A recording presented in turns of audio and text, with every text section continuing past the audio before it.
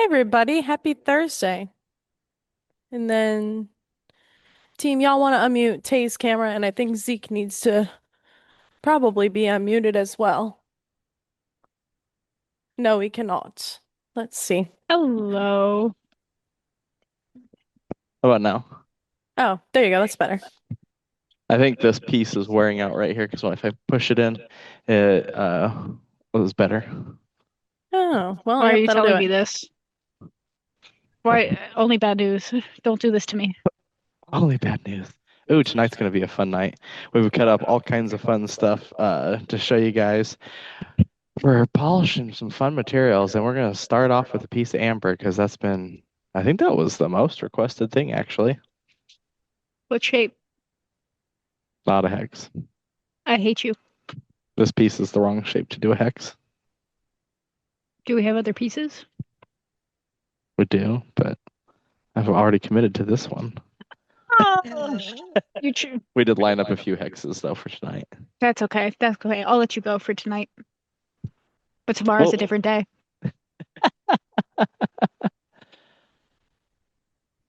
we I don't know if we have any Labradorite left to cut. We'll have to look and see. I think Cody cut up all of the Labradorite. Damn. He was having fun. I looked at the bin last night and it was empty. I'll have to see if we have a piece that he hasn't sawed up yet. But we could put in something else with a chatoyant flash if we don't have a piece of Labradorite. It's all anything with the chatoyant flash is pretty much the same for cutting. Oh yeah, let's see, somewhere on the table here there's a piece of obsidian that we're gonna do. All kinds of fun stuff. And we're gonna mix it up and make it a little bit interesting tonight. Instead of doing a whole bunch of cutting and then like tote later, I'm gonna do kind of like we'll do a piece, offer a deal, do another piece, go do a tote, switch back and kind of repeat that cycle with a bunch of these fun materials because there's so many cool things I want to cut, and now it gives an opportunity for more people to get to see the cutting process throughout the night. So Yeah. So many fun shapes you could cut. I know I'm really digging these ovals. I hate you. This guy. Ah, that's so funny. Tay, every nice piece, I walk past, or Tay walked past after I cut. She's like, you know what? That would make a really nice shape out of. It's the eyes that really get you. It's the Hmm. Listen, listen. When you have a goal, you use the tools you have at your disposal. Hey, I think I just got called a tool. No. Semantics. Semantics. You're Uh, reading into things. Reading things. Awesome. Well, we're gonna have some fun. We'll start off with cutting this piece of this blue amber, and we'll see where the night takes us on all kinds of fun materials. And a lot of the principles we're gonna talk are gonna apply to pretty much every material that you guys have out there. At this rate, is we're gonna need the side of the warehouse and be outside tiling up the wall, floor stories up. Oh my God, I could We're grout it. No. we're gonna be doing backsplashes for all the employees here with the amount of X That's caps. that's hilarious. All right, let Listen, me fix the God light. forbid a girl has a hobby. My goodness, these guys. I like a certain shape. It's very geometric. It looks nice. Geometric. It does look nice. Ooh. All right, should we switch over the camera and get cutting? Alrighty, team. Y'all want to switch us over, please? Ooh, already breaking. We really need to fix this. I know. The tripod. Tripod. Thank you. I swear, every night I think we really need to fix this thing. I have one upstairs that's like new. Oh, this one just needs a pin put in it. We just need to stick a pin through right there. It'll be just fine. What I about do Oh, a too, coffee Jeff. firework mocha club? shape. All right. I'm gonna start off with a piece of this blue amber here. This one I conveniently fixed because or picked because of the flat side right there. Put a little light up to it. Show why it's called Blue Uh, Amber. you got a I light, got it. Jordan? I got it. Talk a little bit about the material. What is it? Who is she? What's her story? Blue amber. Her story's just beginning. She's about I to like the embark name on a Amber. journey through the depths of Lapidary to be revealed on the other side as a beautiful, finished, refined piece. I meant a biography, not a creative writing project. But that works too, I guess. That's hilarious. A creative writing You can project. leave. You can leave this one over here. See. Yeah, okay. Let's see. Gives you guys a good face. Oh, there we go. Oh yeah, nice blue. That's a fun piece right there. You can see it's kind of a blue with a reddish orange in there. And it's also wildly fluorescent. So if I put a black light on it, you can see very intense blue. What's You bring interesting, this to a rave, you're in. Mm. what's interesting too is how blue the piece looks without the blue or without the black light is just how the light is perceived. Like that's just white light on there. So sometimes depending on how the white light is hitting it, it will also appear much more blue. Yeah, that little chipped window that you were showing showed it really well. But that's a fun piece. With this stuff, even though it's really soft, you do have to go slow because it can gum up the blade or the wheels as we're cutting and polishing it. So we'll still go very, very slow. Hi, Jeffrey. How's it going?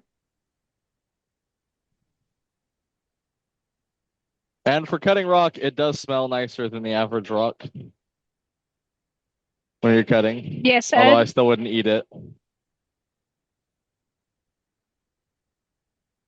Oh, Yeah. have there. It's okay. Jordan didn't know I was listening the other night, and she was talking good about all of us. It was very sweet. Oh, You guys, I do like you guys.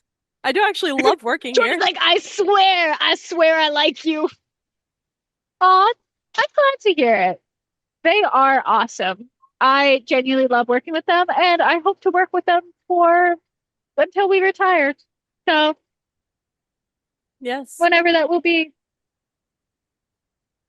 knowing Zeke never, he's gonna show up here at 2 in the morning when he's 80 years old.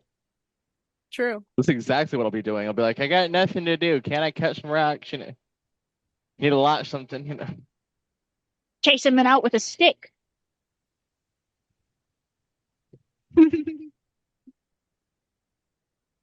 What is the one key thing that cutting, like, you should avoid when you're cutting amber, Zeke? Heat. Heat is your worst nightmare Why? because the amber will actually start to melt and you'll get this like white kind of crust on there where you're burning it. And it is, oh, you basically just have to grind all that out and start over if you do that. So you don't want to build up any heat. What are the techniques you use to reduce the amount of heat that builds up? So like right now, even though this is soft, I'm just going super slow, letting it stay nice and cool. When we're grinding and polishing, I'll just be going very gentle throughout the entire process. And then especially buffing, I see people get in a lot of trouble if they're like, I'm going to use a Fabuluster wheel. And I definitely see people get in trouble there where they'll burn it. Ah, water is going to be a really good friend of yours. A lot of times, Zeke, you please chime in. You are one of our cabbing experts on this, but a lot of times people use too much water when grinding harder materials like agate, and they get hydroplaning. It's when the water almost acts like a barrier force field, and you're not actually grinding because of the pressure. So you want to run a little bit less water when you're doing like a really hard material. The inverse for a soft material is you want to run more water because you're trying to reduce the amount of heat built up.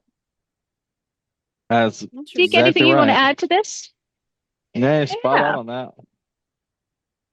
And you can see like we went really slow and we really didn't get that white buildup.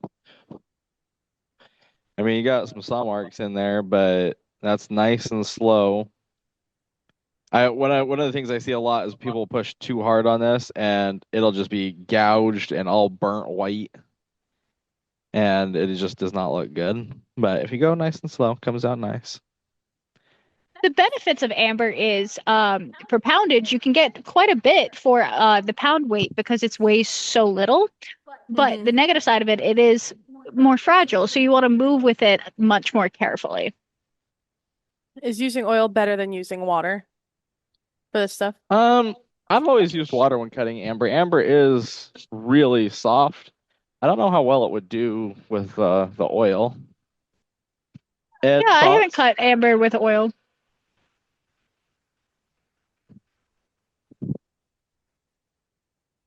My amber experts.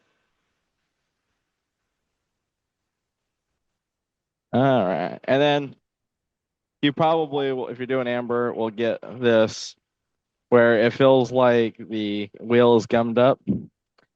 Taking something like a Scotch-Brite pad or even a sponge and cleaning off the wheel periodically can help with that. What speed are you running, Zeke? Slower than I'd like because somebody else was using the machine. Oh, see, there Hi, we go. Now we're Michael. back up to full speed. But getting a look. I'll pretty much always run the cab machine on the fastest setting until I get to the final polish. Well, yeah, I was doing the aquamarine on Monday, so that's why it was slow.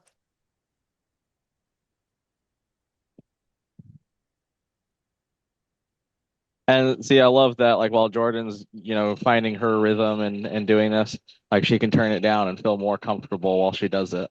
That's a really cool feature that for a significant period of lapidary has not been an option. Hmm. Comfort wasn't really a lapidary term. Suck it up. You'll be fine. Don't mind your back. Eh, Build it's just character.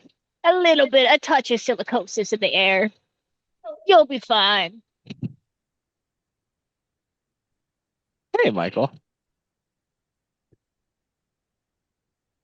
Yeah, Jeffrey.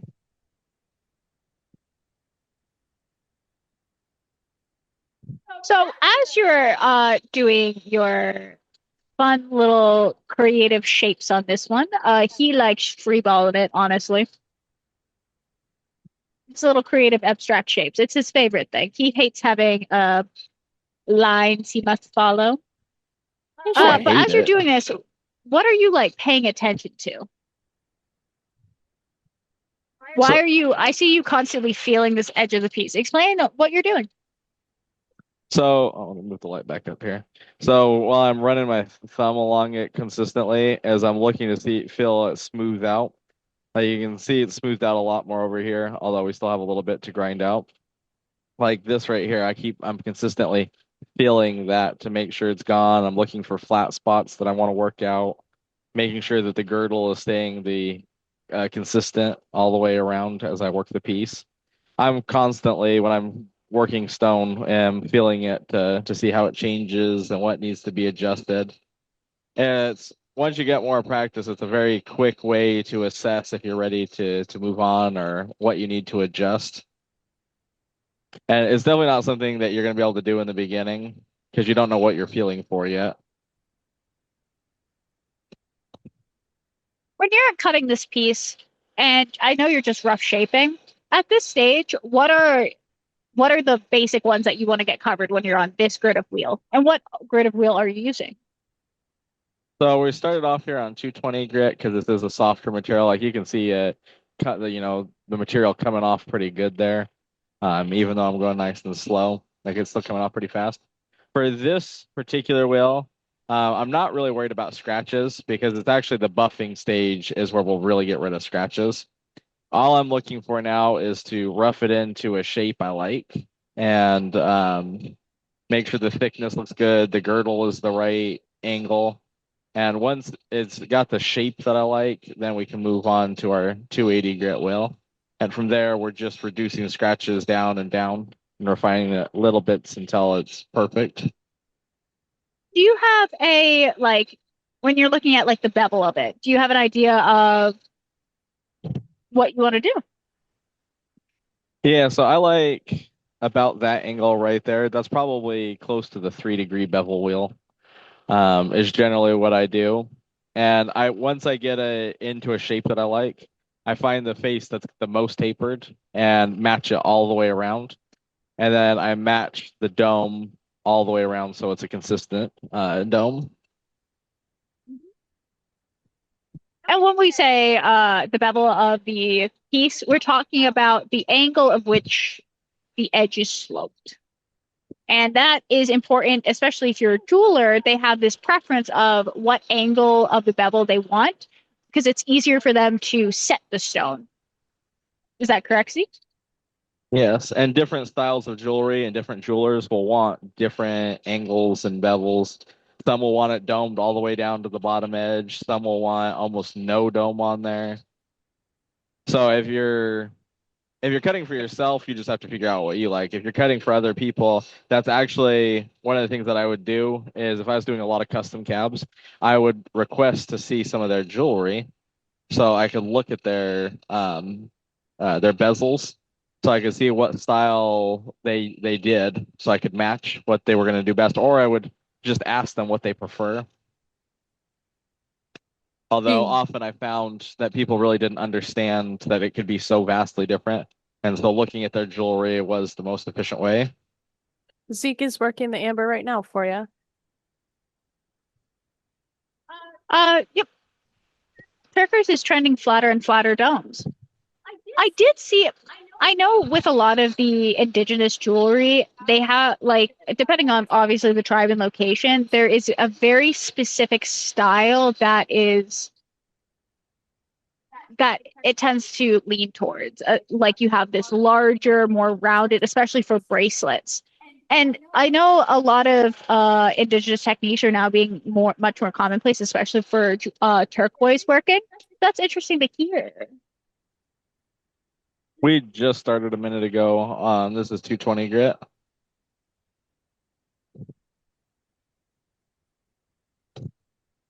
We're just getting our shape in. I'm really liking the way this piece looks. It's got really good blue in the bottom going into this kind of orangey color.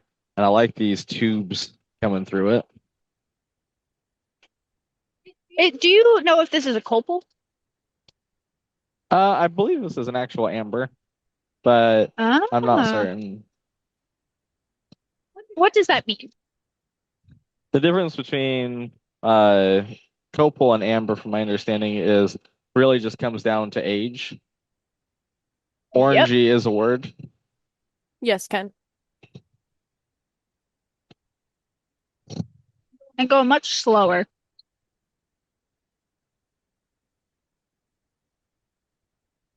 Yeah, it does. A lot of it is age. I don't know off the top of my head. I'm probably going to double check Segul, but isn't Copal like under a million years or something like that, or a I couple think hundred so. thousand years? Something. Yeah.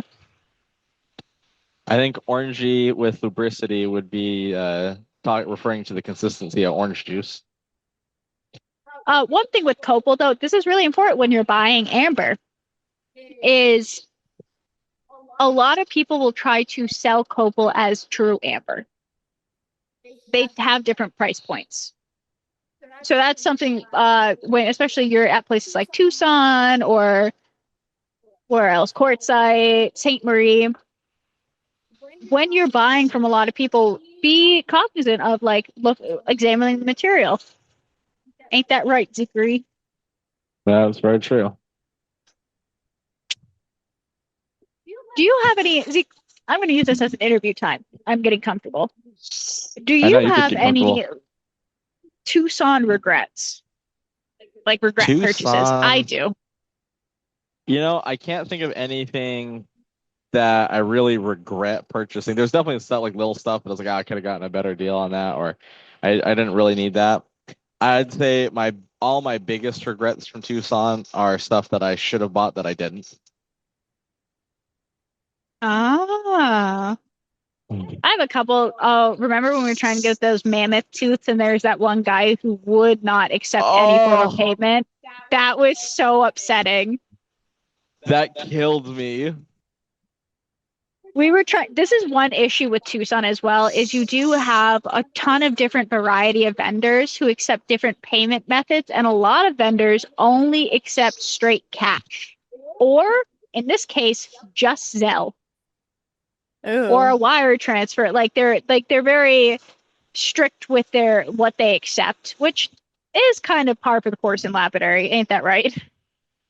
It's one of the reasons I got to where I could take as many payment forms as possible because I hated to miss out on um, a sale just because they didn't have a payment method, a particular payment method.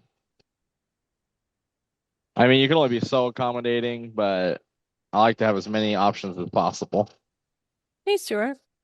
Yeah, a lot of people, especially if you're starting out as a business, are cash only for a couple of reasons, tax wise, yada yada yada, simplicity, credit card fees, so on and so forth, which I can understand. I can have space for, but it does make out being a buyer very difficult sometimes. Yeah, I'm Yes, he being is being gentle. extremely gentle with this because I don't want it to burn. And if it starts to get burned and gum up, then it actually will cut even slower. So pushing harder is not more efficient. You can see the amber just shredding on your hands. Hey, Yeah, Cody. that's all amber residue.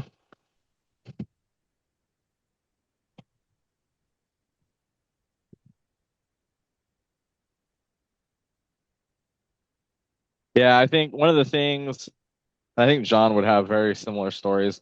But I remember this one tourmaline that I looked at. It was 275 bucks. And I was like, man, that's like all the money I have left for Tucson. I better not do it. It's phenomenal tourmaline. It was maybe 4 inches long, an inch thick. It was phenomenal, like rainbow light colors, really intense. And I mean, granted, I was also like 12 or 13. So $275 at the time was a really large amount of money. Um, and I really regret not buying that. That crystal now, probably, if I found something similar, would be 8,000 or more. Wow. See, because it's your I've first time I've cutting sold a amber. couple agates. What was that, Jordan? Someone asked if this was your first time cutting amber. Um, it's not my first time, but it's not something that I have done much of. This is probably in my first 10 amber cabs. Yeah. What was I going to say? Oh, I've sold a couple agate halves for like a couple $100, and then I've seen them polished and up for sale again for a couple thousand. That's always the ooh, if I only took the time, right? Right, yeah.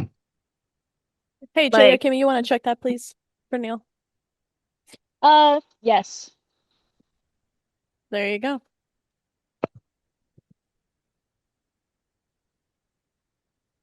Inventory is where I live. I live amongst the crates and the boxes. Yeah. Set up a bed there. Bring a pillow. I'll get comfy. Oh, that's awesome, Dallas. Very exciting. Oof. When it comes to quality of life in a lapidary shop, an Everclean makes all the difference. Just time and wear, clean up. I get lazy with my Evercleans too. I just stick on a nice nitrile glove and I don't even take the barrel out. I just scoop it all out, make sure it's nice and clean on the inside so my barrel stays steady and it's not like unevenly packed, and just run it. Yeah. See, because the amber, can you smell the amber? Very, very faintly. It's not like a super strong smell, but a little bit. Not bad.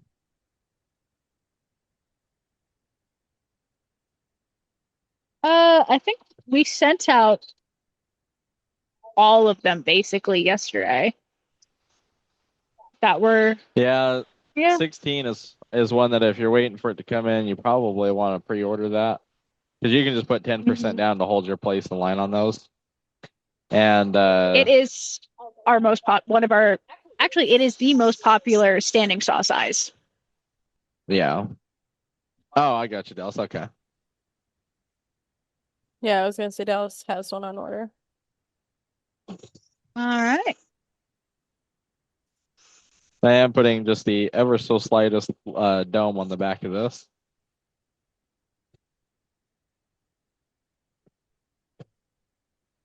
So because Is and this the a reason to material do you'll that, polish the back?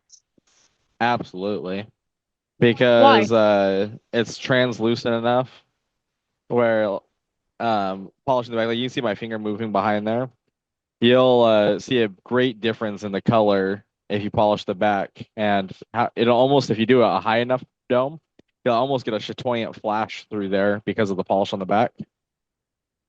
Who has their drink ready? First one of the night. Chatoyant.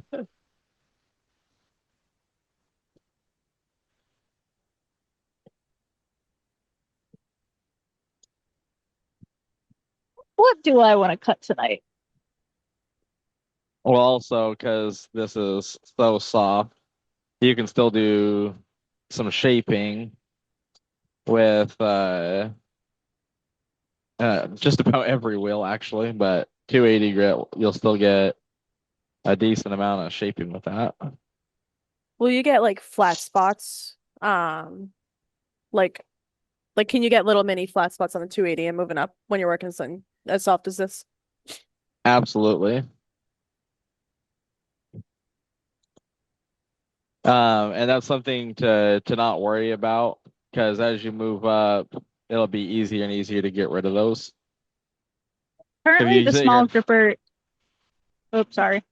if Continue. you keep fighting the little flat spots on a soft material like this, you'll just be fighting them forever. And Yeah. so just trust the process that they'll get finer and finer as you move up. I ran into that with the fluorite. Currently, the small gripper is out of stock. But does it fit in an HT12, Zeke? It does.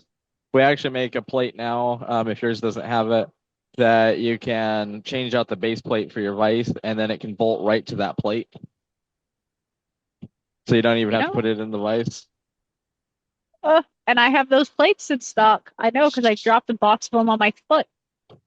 Oh, Cool, like 70 pounds. And then I pinched my finger between like 4 of them.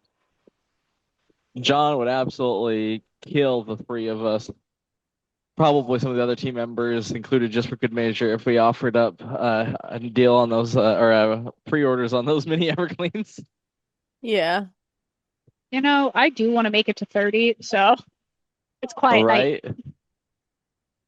On those, John won't even give us a suggestion of when they will be available until after he's tested them, and then probably after we've tested them here in the lab too.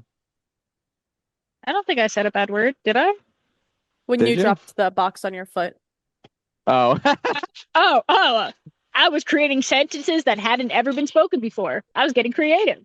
I think I made up some myself. Yeah. that's hilarious.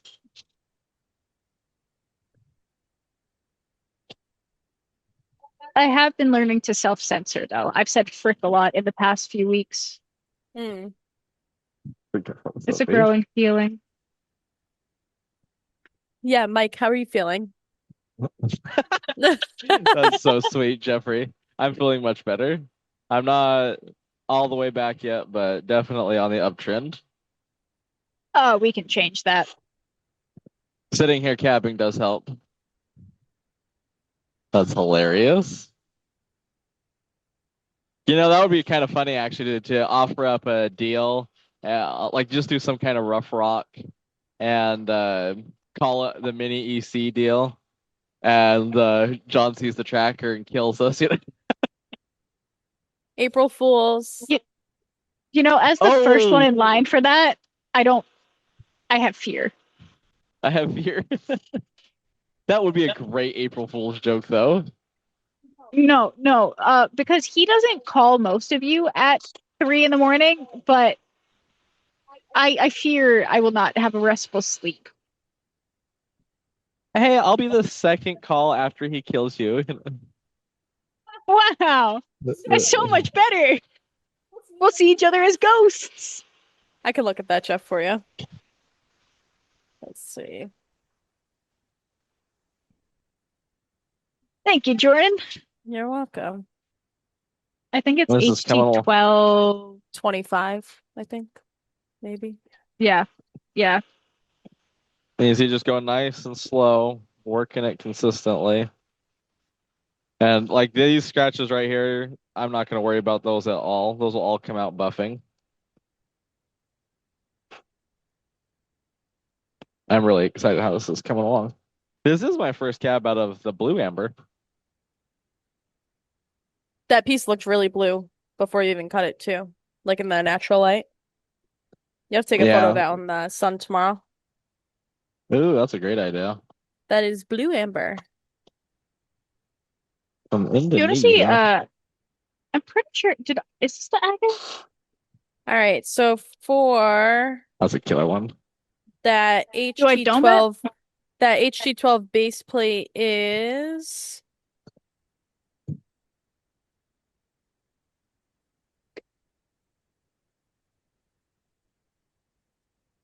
I'm going to finish it with Fabuluster on a cotton wheel.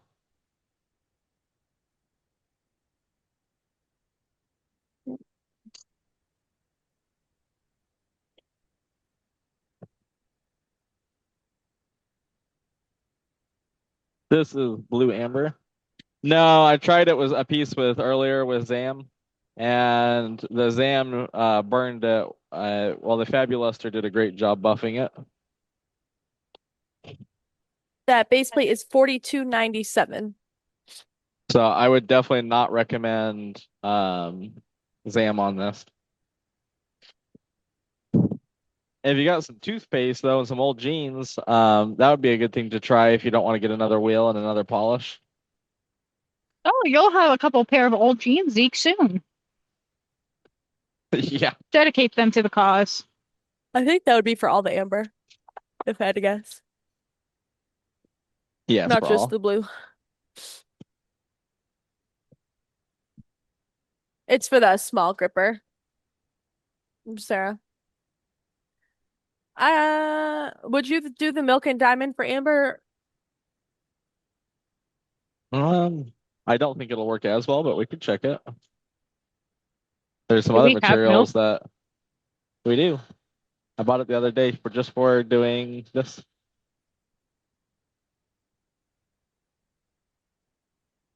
All right. We're also gonna tonight. Ooh.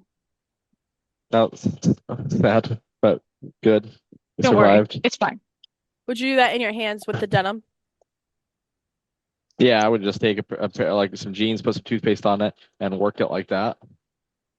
Maybe a little bit more circular, but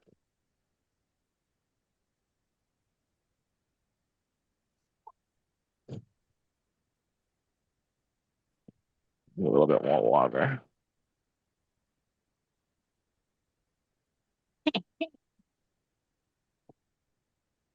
I have free time tonight, okay? Cody, are you still on?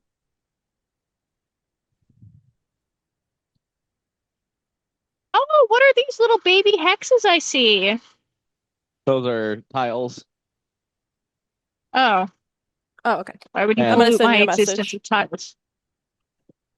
You use those for a streak test. And they Oh, we just should so show them happen to be that. my favorite material? Porcelain. No, tile. Oh, and I said my favorite shape, I think. Oh, you said Or it's a material. And I was material. like, I don't know. Porcelain? I don't know. I just work here.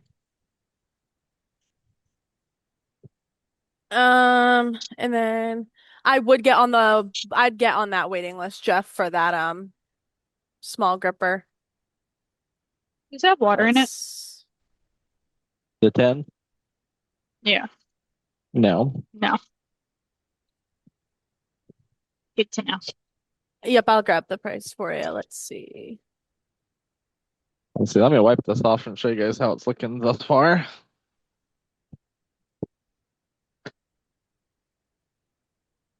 You're welcome.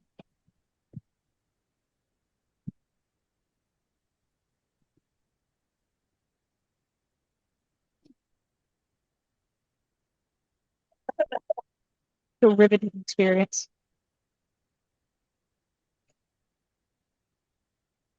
How long do you think it will take to fill this up?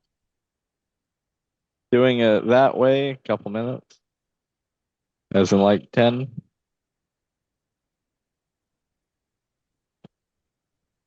Oh, coming out pretty fun. All right. Don't worry, I'll empty this. The small gripper is $190. Oh, remember when I like left you a bomb? Yes, I do. Oh, the good times. You know, it's the little things in life, really. It's a little what? The little things in life, really. Puts a smile on my face. I'm glad that that brought you joy. Tormenting Zeke after he torments me. Immense. You know, who would come here just to torment Zeke a little bit? I do every day. Oh, you see, Zeke, you bring joy to so many people. I'm so glad. Is this the softest material you've ever cut, Zeke? No. Actually, no.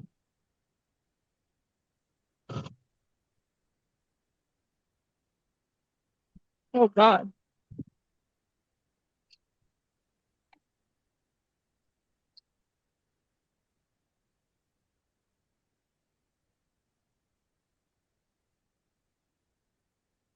What I is the couldn't tell you softest what material? I was just thinking about that. I was like, I don't know. I could tell you the softest stuff, but I've cut stuff that I didn't even start on the plated wheels. I started on like 600 grit to shape. Soapstone. That one you can just polish by hand, like with a piece of sandpaper. Certain kinds.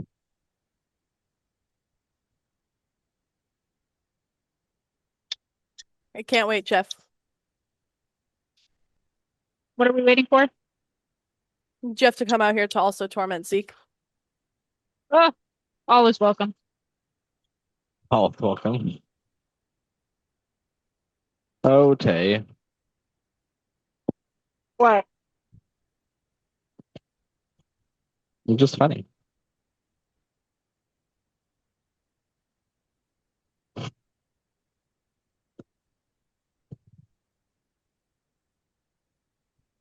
You know what happened to the big old sponge? I don't know what the Moe's is on this, but it doesn't like there's a lot of stones that feel softer than this because this is more gummier. I guess a good way to put it. Interesting.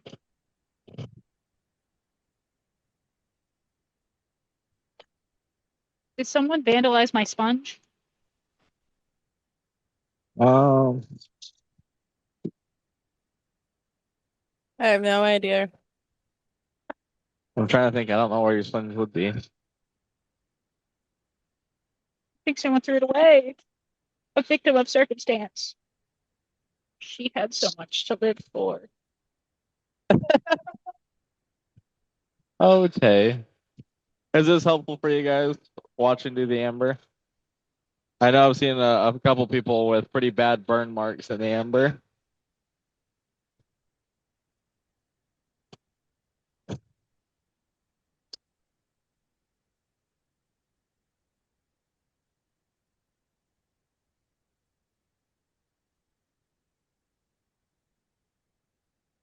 I got some of the red amber for you guys. I'm gonna still the camera back for a second so I can buff this one, and then you guys can look at some more of these pieces or some of the blue if people want to see some bins. You guys want to look at some of the blue?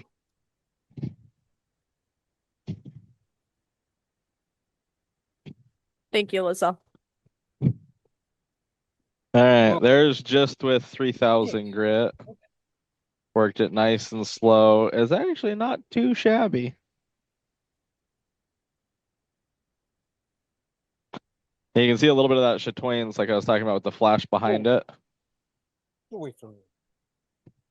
Well, let's go ahead and buff it. This is just a cotton wheel with Fabulister on it. And again, being very gentle.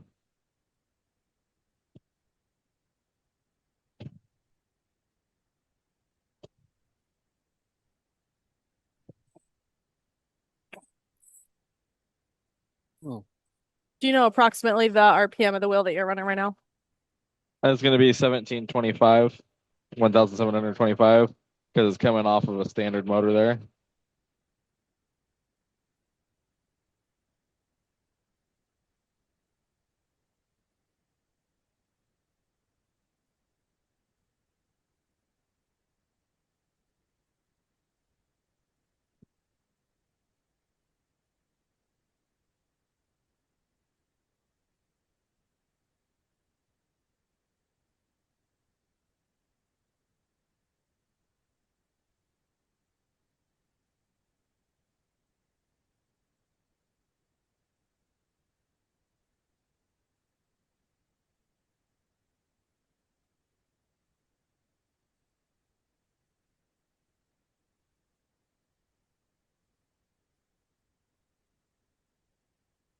I'm grabbing some of the blue for you guys.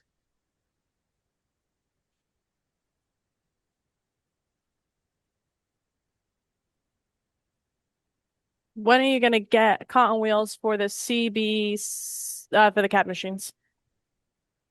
That is a good question. Oh, starting to burn that a little bit. It is one of the things that I know John's working on.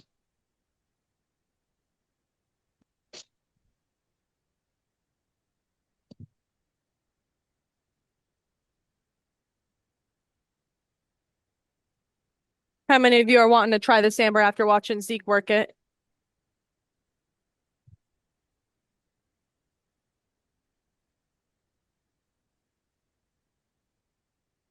Few of you do.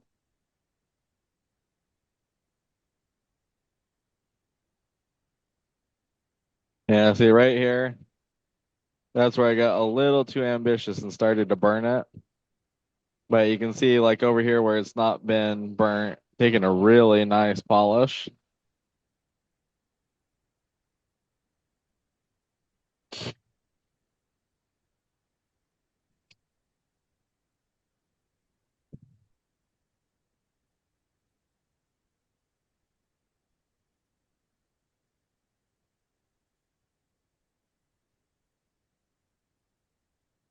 Yeah, and I'll clean the camera off after.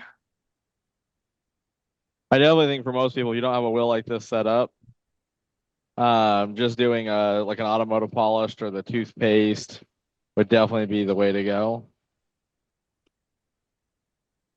But this is what I already had set up, and I didn't get toothpaste or any other kind of polish. Yeah, this is a terrible little machine, but we'll eventually build a better version of this.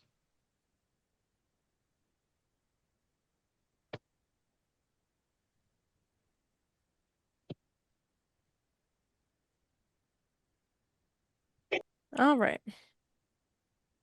We're gonna do something interesting tonight too. What I'm doing right now is setting up the CB8 with higher grit wheels for those that maybe don't want to do the milk and diamond or want, well, if you really have your dream shop, you'll have two CB8s and you'll go from 60 grit all the way up to 50,000 grit. Is But this a hint? no, I'm not suggesting anything at all, Tay. Perfectly content. Huh. This one's an 8,000 grit. You got 14,000 grit and then 50,000 grit. So our next piece, instead of using a fancy polish, we're gonna just take it all the way up through the wheels. But I know for a lot of people, especially the cabbing wheels, they'll feel a little bumpy when you first get them because of the texturing on there. And we don't really show this, but you can break them in by like I'm gonna take this hard piece of crazy lace. I'm gonna use that edge. I'm gonna smooth them out a little bit. so they're a little bit gentler to work with. What are you doing to my crazy legs? Buffing it up before we cut it. Right now, it's being used The as a spa sharpening treatment? tool. The spa treatment, that's right.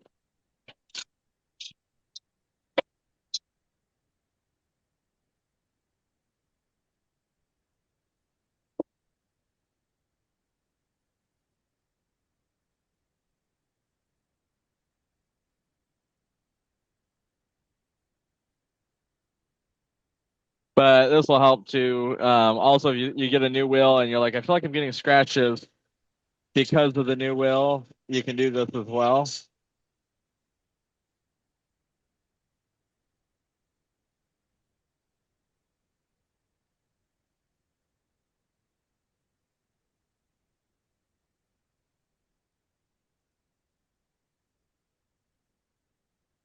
And then But that should help us get a nice polish. Marvin, I sent you a message on here. What do you guys think? Should we try this Chinese pink opal next? I know this is Yes. another really soft one. You know what exactly was next? What was that, Tay? You know what shape that would look good with?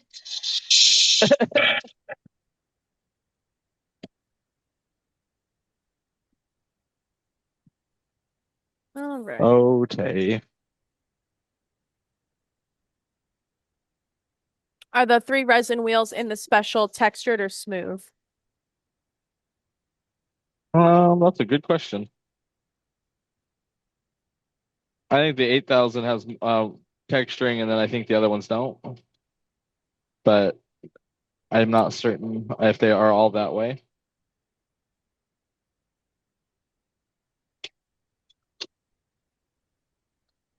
And then Marv, I sent you the info for that one. Got it, Jordan. Thanks so much. Thanks. Oh, perfect. You guys are awesome. Appreciate it.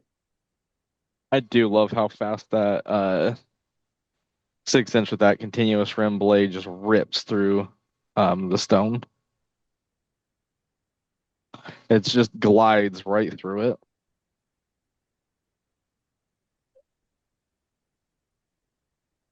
But just out of curiosity, how many people would be interested in a 6-inch trim saw tonight? That stuff is super soft. Hi, Kendall.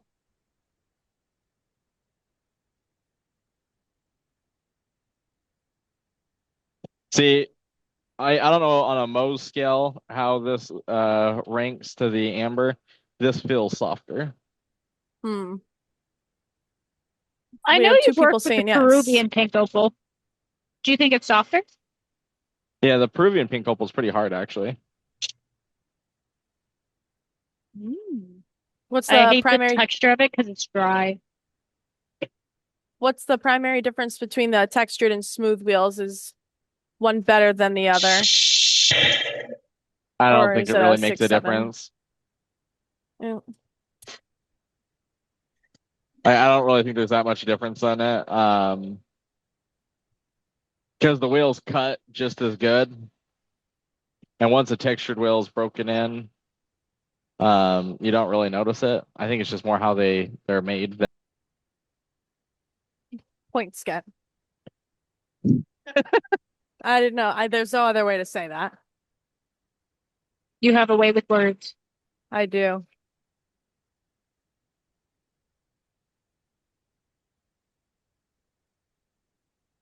This is a really easy shape to cut.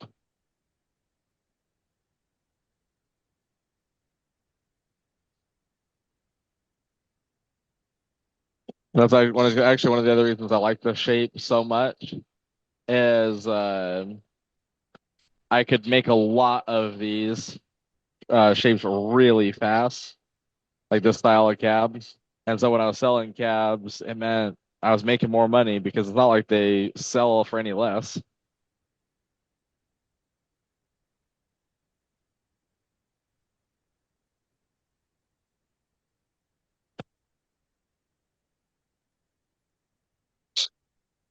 Very nice.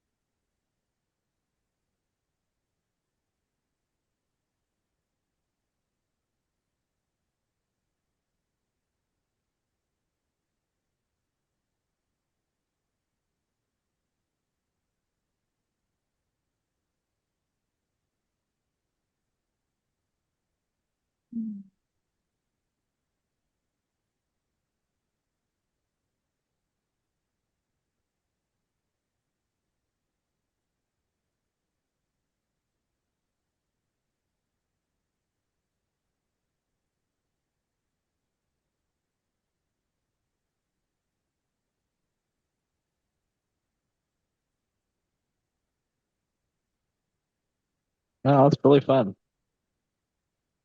This is a super soft material.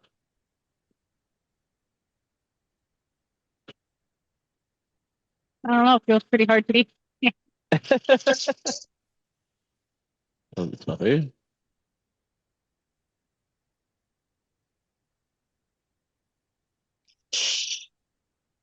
So when you're cutting it and you know it's a soft material, what are subtle ways that you cut different?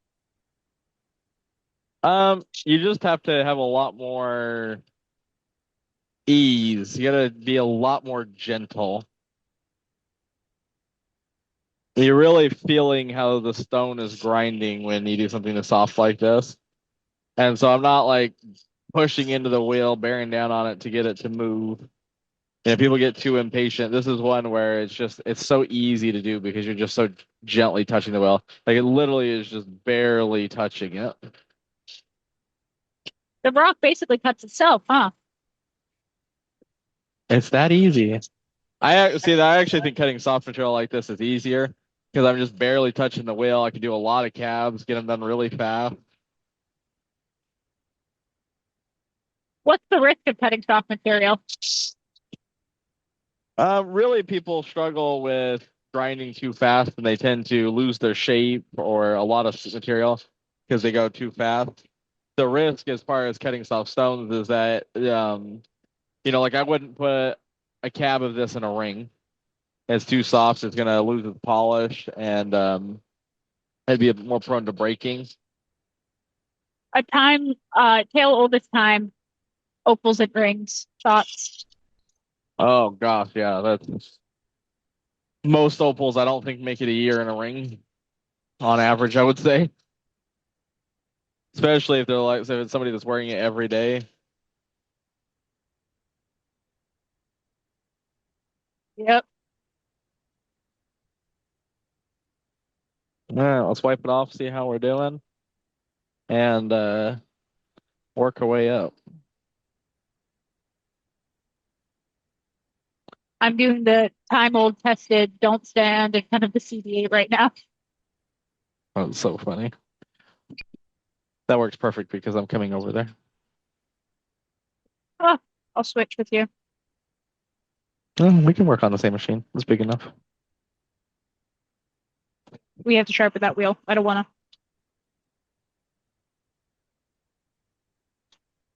to. All right, let's go over and continue. So we were just at 3,000. Now we're gonna jump over to 8,000.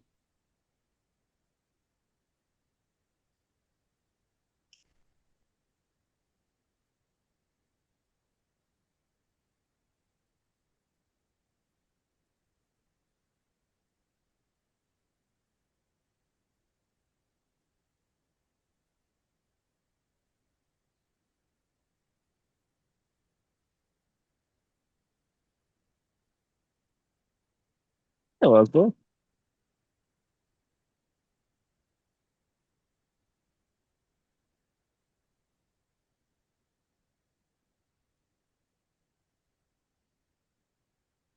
I wouldn't coat a stone. If I was gonna seal it, I would just vacuum seal the whole thing.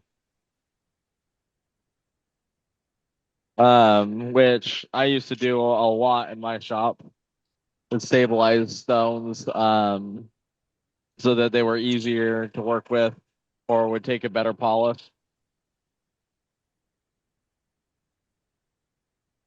I would say just about any cab ever from India has probably been stabilized.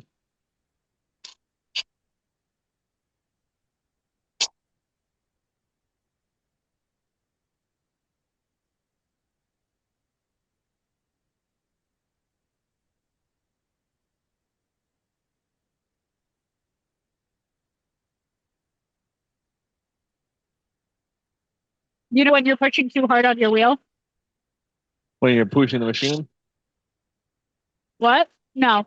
Oh, when the water is really warm, dripping off your hand. Oh, yes.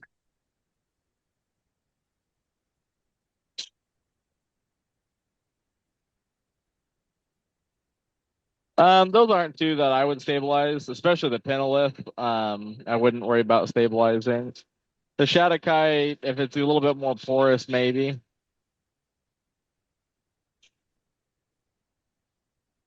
I used to use cactus juice a lot. Like the Bumblebee is one that I would take and I would run it with the cactus juice. So that way it was really easy to work with. And it also gave people peace of mind that it was stabilized.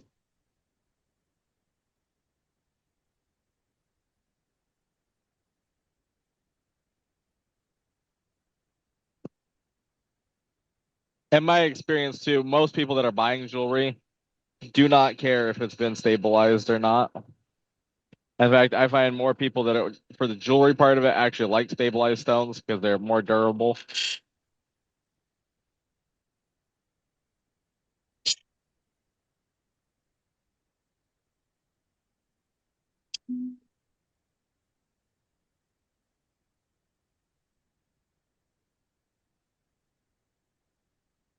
Although you always find that the more purist people who prefer this natural stones. Do this one stone. Right, Steve? What's that? You're kind of quiet today. Am I? Is that Yeah, it's better? hard to hear you. Oh, that is better. Uh, all right. I said, for some people, like you have more of the purists in different lapidary sectors, agates, sphere, so on, where they really, really don't prefer stabilized. They just want natural stones. I see them more in like turquoise, but you also have the functional, more functional of stabilized is going to last longer. See, I even find that in turquoise, the only people that care are the turquoise purists. People that buy and wear the jewelry are rarely ever the people that care. True. You know, anything's better than the clay to look like turquoise or malachite, right?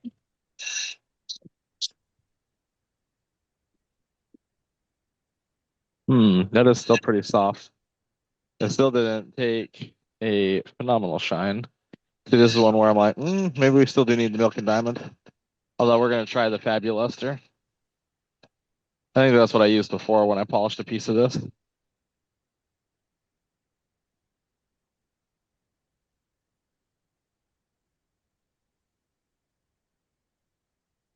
This is one that if I was doing a bunch of this material, I would run it with cactus juice.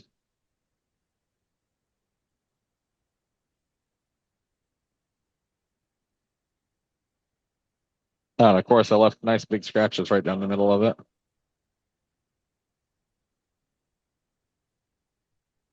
Hey Tim, we're gonna be um doing some cabs and some toe. Zeke is working on some Chinese pink opal right now.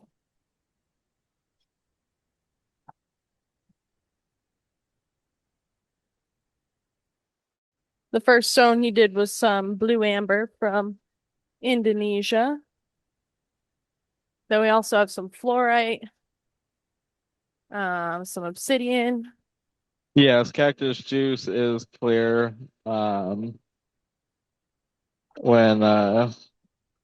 you use it. Although it does yellow in the pot. Once it turns yellow in your pot, I throw it out.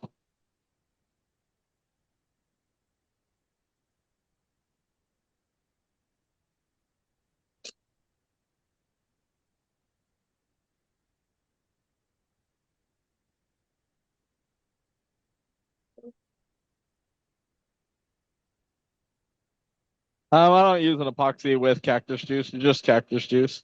It's not actually cactus juice. That's just the brand name. It does have to be clarified. It does have to be clarified. Someone's just juicing a cactus and like, why is I would be that person.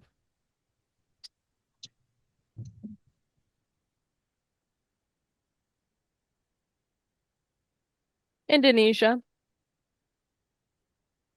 Yeah, vacuum chamber.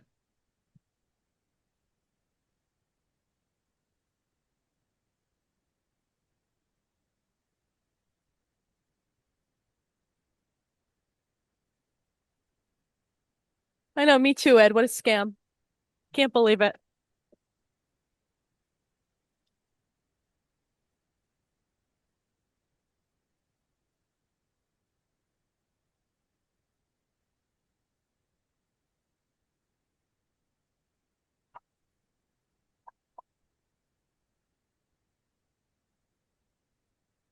Yes, Michael. What are you doing? There we go. See that polish now? Gotta clean up some of the fabuluster off. And honestly, I should take that back and get rid of those big scratches out of the middle. But isn't that pretty? My Henry wants to know what he's doing wrong. On what? It says, is it supposed to be clear when cured? Yes. I agree. We need to get John and get more of those options available. what options? Cool. You're welcome. Polishing options. Let's see. Well, we were just talking about Bumblebee. We could do this Bumblebee cab next. You are too, Ed. What is this squishing sound? Someone got their mic on? Like squish, squish, squish. Got some lapis, which is another fun one. Oh, this is Squidward. That's hilarious. This is one that I know Tay would be happy if I finished. Uh, Which one is that? The blue lapis she lazuli. light.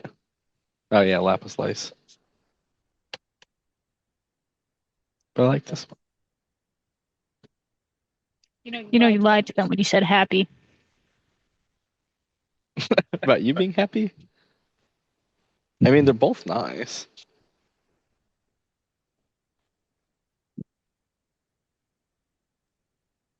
You're This right. one, You're right. They're both not.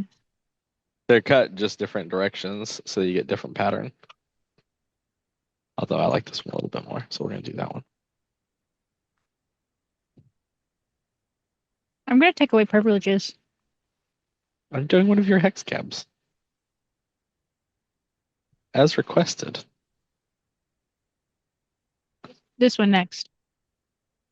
Oh yeah, a lot of people requested obsidian. Or do you want to do this one first and then that one?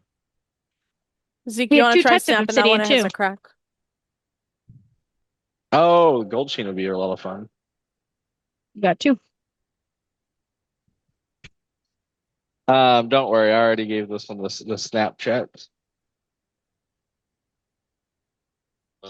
What are we snapping? Did you hear Cabs. about Brian's first cab? Oh yeah, plenty of times. It has become a mainstream comment to suggest that I like to decapitate the cabs. He hasn't done any of mine yet. Oh, just wait. He'll come for you first. Last. Third. I don't know. Yeah, how many people have you done this to, Zeke? Here, only one. So far. Here. Key terms.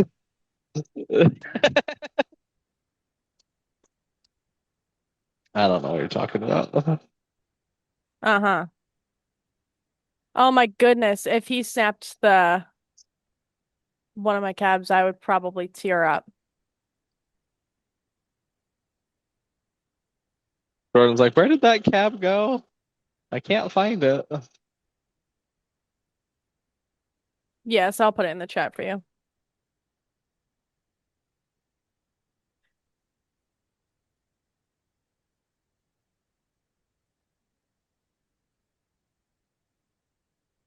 Ugh, I got my white shirt dirty.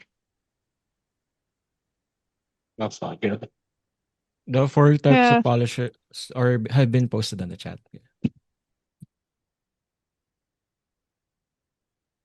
Perfect. Thank you.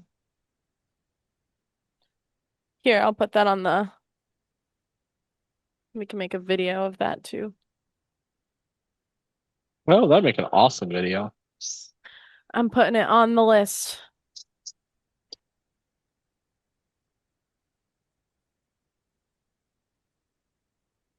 I do love this material. And I know this tote got refilled with some really good looking stuff too. I already started picking through it.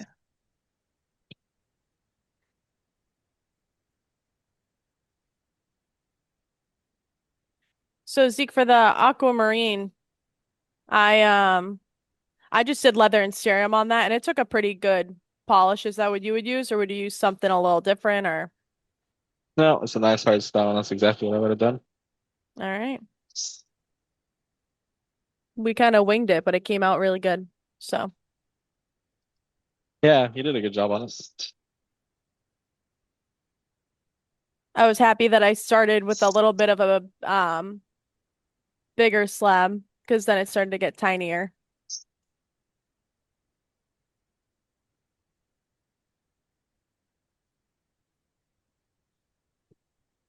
So No, I like the shape you did too. what material is this? The lapis lace is from Turkey. Oh, sorry to hear that. Oh, And gobble gobble.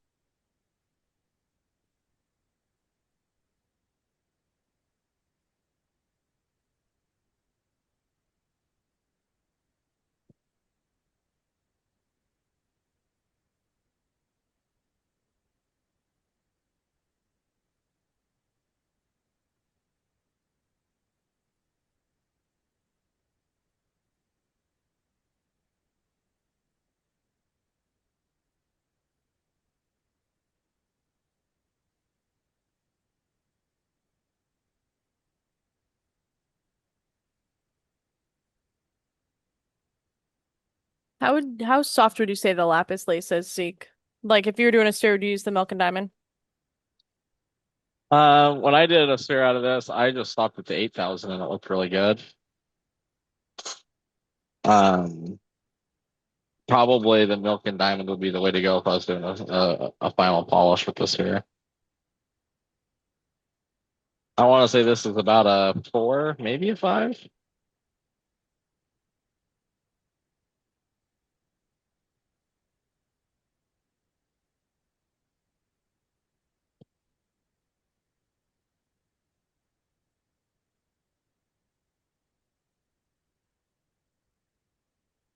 Or maybe a 5. Okay. I do really like this material. What do you guys think of that stuff? I think that's It's just so so pretty. pretty. That white and alternating blue.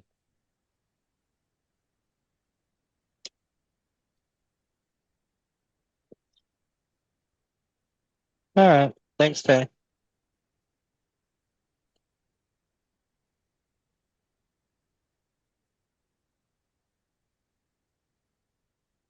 Not meh at all. I like it.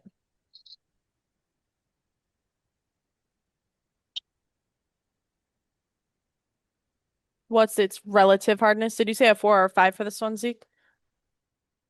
Yeah. I would say this is harder than the blue aragonite. Very comparable to like Picasso marble, I'd say.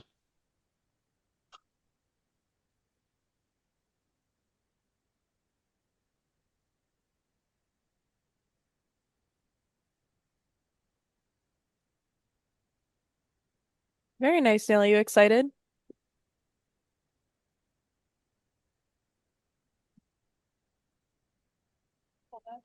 Yes.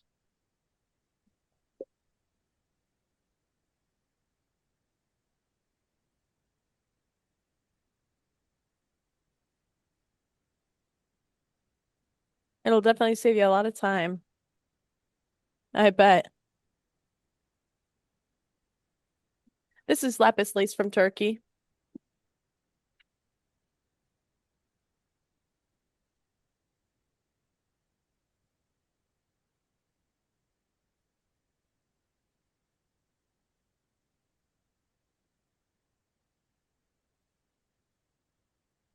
And then where do you get a canvas wheel? Zeke, didn't you make one of those one night?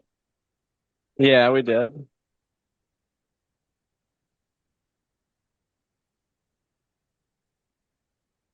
What is the status of the mini Everclean? John's building prototypes, but they have not been tested yet.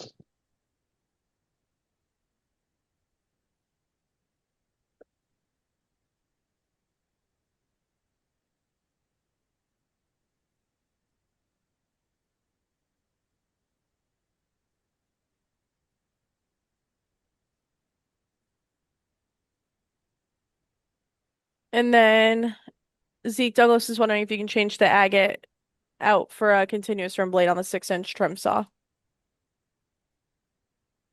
Oh, for the deal? Yeah. I would have to get that approved. I'd probably say the probably answer that's probably no, but I would have to ask. Is that the wheel over neoprene that you did, Zeke? Yes. Although I definitely did not use the right kind of glue.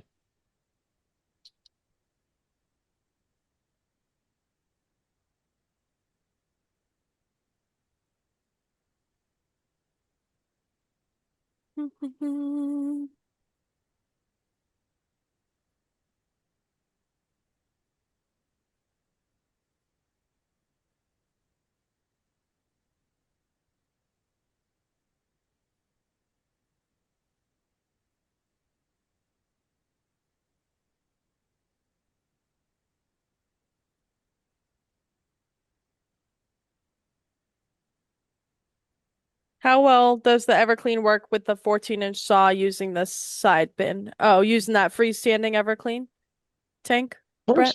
Works good. It's more work to drain it out, and you want to do it before the oil gets bad. If you wait till the oil's real mucky, then it's a real pain.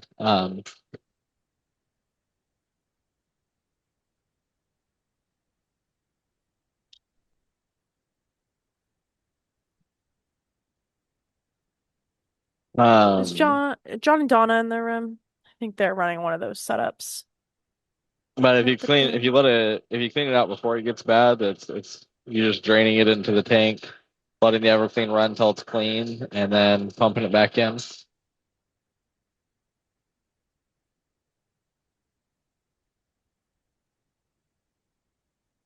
It doesn't. So when we're talking about the Everclean for the 14-inch, they're running it with a freestanding unit, like not attached to the saw. Yeah, separate tanks.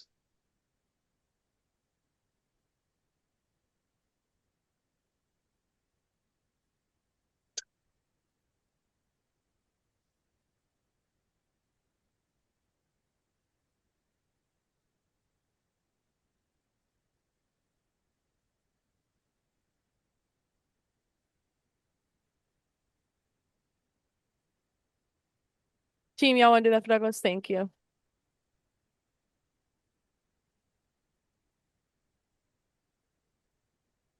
Do we have a video of that freestanding unit with the HT saw? I don't think we have it with the HC sauce, but we have videos of the freestanding units. It's just an open tank. So like if you got what I would do if I was going to run it is put the tank underneath the table, the workbench that you're running the saw on. And then when you want to do it, just pull out the tank and use the valve to drain it into the tank. Like because I'd put a ball valve on my saw.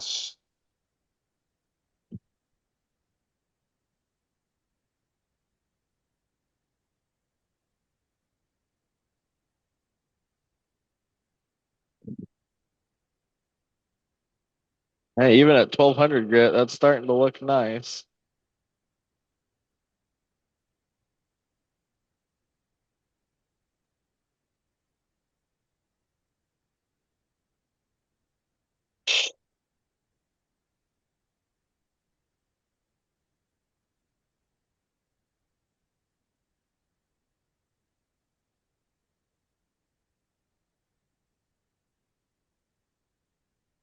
I like how sharp we were able to keep this one. I know we want another one in the lab. In a perfect world, to get another CD6 and another CD8. I know. Actually, in a perfect world, would have a room set up with like 10 CB6s to teach people on, and then I'd have another two CB6s and CB8 setups the way I would use them.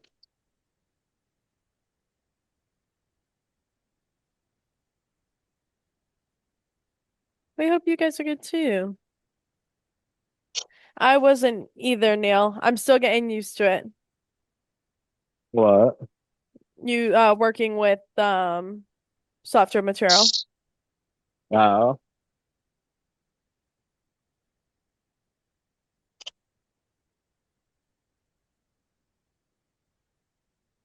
it's also, if you've been doing a lot of hard material, don't replace your wheels and then start practicing with soft material. Practice the soft material on a more worn out set. It'll be a lot easier.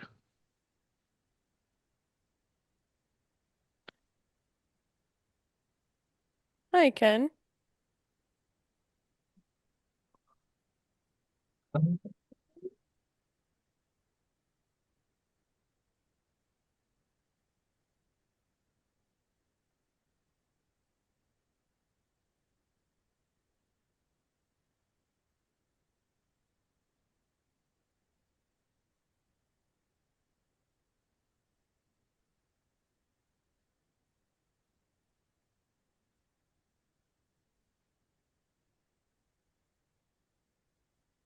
When I'd go through a set of wheels so often when I was cabbing that I would plan out what I was gonna cab in order of hardness. So I'd start with the hard material, and then I would, as they would wear, I'd go softer and softer and softer until I was doing like the softest turquoise at the ends, and then I would replace the set when I'd go back to hard again. When I had my shop, I was replacing the wheels about every 6 months.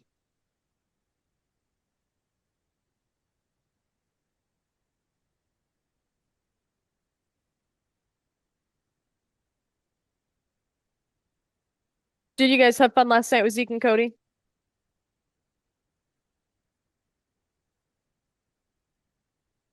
Little boys' night going on? Yeah, very nice. I agree. Selling the pastel Brescia on me.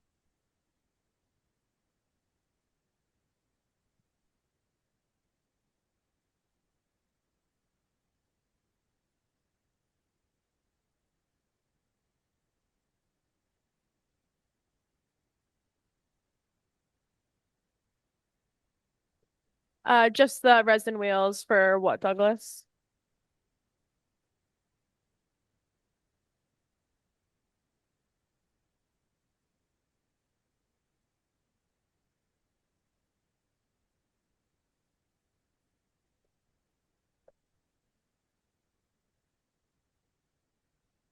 No, I'd do the whole set about every 6 months.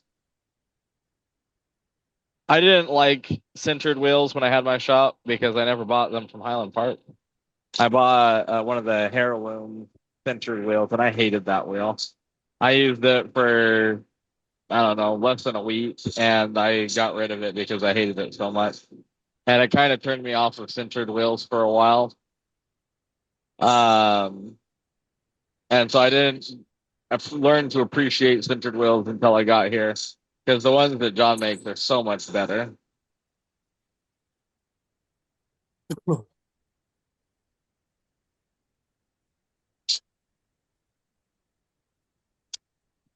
I was using plated wheels for pretty much that entire time.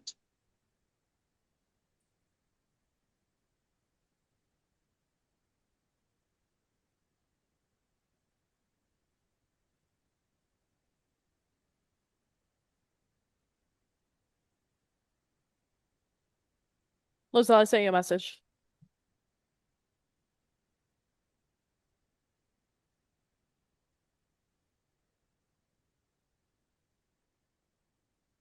Any word on a 2-inch centered wheel?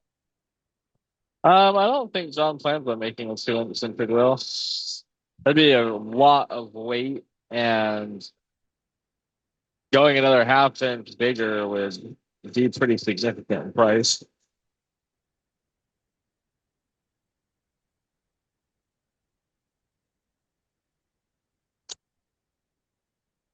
What is your favorite wheel, Zeke? It's a good question. Really depends on what I'm doing.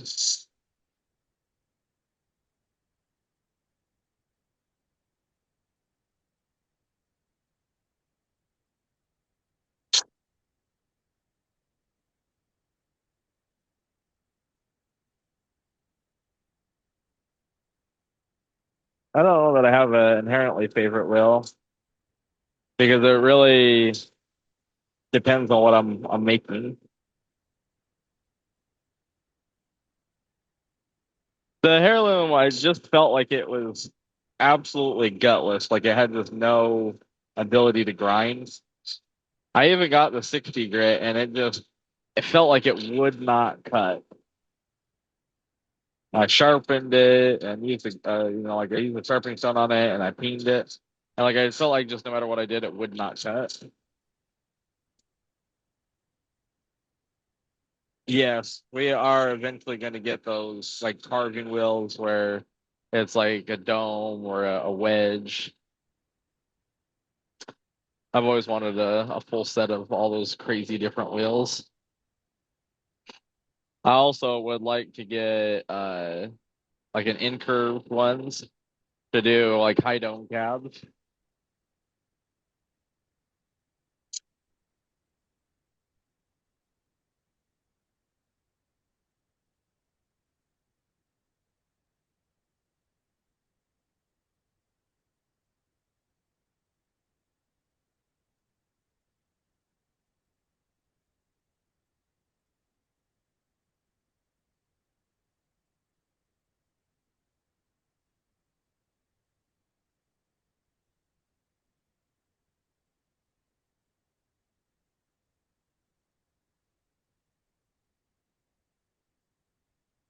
And I could definitely just get lost doing cabs. It feels so nice to do cat knots. It's like I haven't made cabs in forever.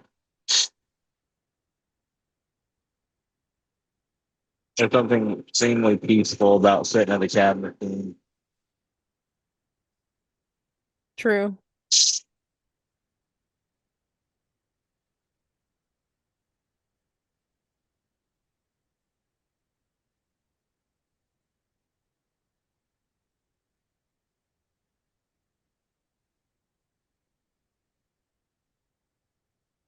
Would you do open back setting on a chrysoprase high dome ring?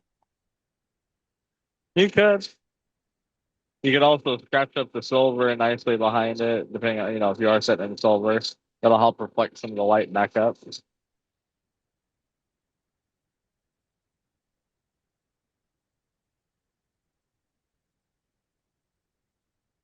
Let me look at.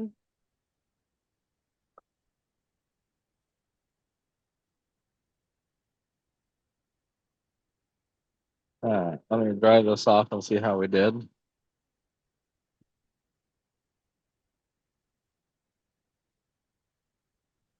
It's always a good sign when you go to wipe something off and the water won't wipe off because it's so slippery.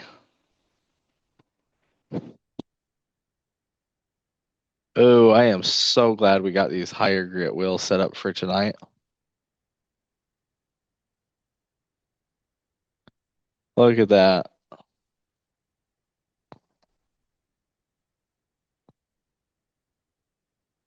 Too much light. That's pretty.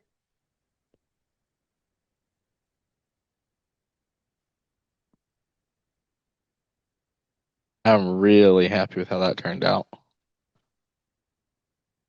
The calm before the storm. So this one we went 80, 220, 280, 600, 1200, 3000, 8000, 14,000, 50,000.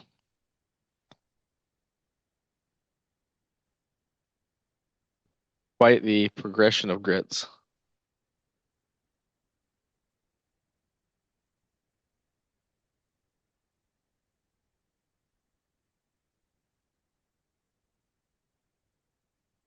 Oh, I like that piece. This is an awesome looking piece.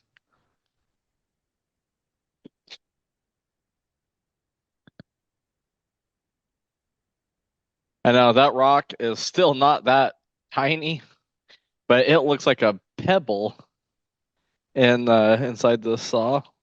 Times 3.6, Ed, but yeah, you're on track. That's so funny. Oh my goodness, yeah, it was so warm here today. Oh my goodness, I'm gonna tell them what happened today. So I was pulling into work and my check engine light came on. I was like, oh no, here we go, right? And then my sister borrowed my car on break and it started to do the death rattle when she was coming down the hill. She got to the shop and luckily it is just, what is it, Zeke? The issue? What's it called? It's a cam sensor, so it was out of the timing was off. Yeah, that. So I thought the engine was cooked. Apparently it's just the sensor. So luck was on my side, hopefully. So Oh yeah, luckily, it ran for such a short time out of timing that I doubt it really hurt anything. luckily I was able to pick up a rental right after work. But that was the heart dropping moment of the day. I was like, "Oh my goodness, I'm just a girl. I don't know what to do." But luckily all the boys here are very good.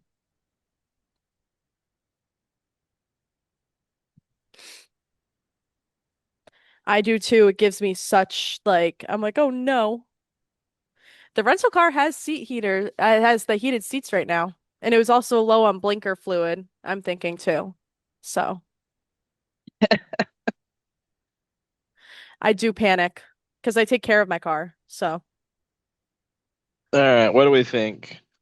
Should we do mahogany, which we've never done a cab out of before here, or should we do the gold sheen?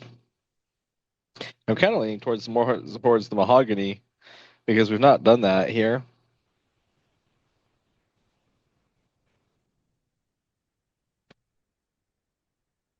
All I right. was gonna have you and Zeke check that tomorrow, Cody. Yes, we do. We do. It's gotten a lot better. When I first got here, I would come in at 9 a.m. most days. Well, actually, I was coming in at between 8 and 9, 7 days a week. And almost every night would be working until midnight. That would help if I turned on the water. And I did that for the first 6 months before I got an actual day off. And now we've gotten things smooth enough and nice enough that if we do a live event, we don't come in till noon. So it's just a 12-hour day. It's so nice. But we get a 2-hour dinner break, which I like because I get to go to the gym and then I can eat dinner and grab a coffee. Yeah, I love that too. Usually I'll go to kickboxing or go for a walk. And then I think the phone will die by the time we finish this cab.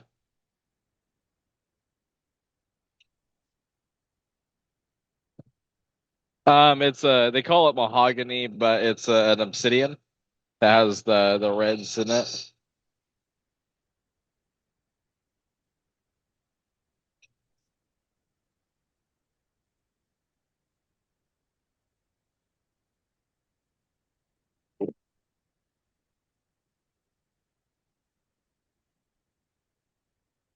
That is true. Kat came in and saw everyone for the first time the other day. Are you starting on 220?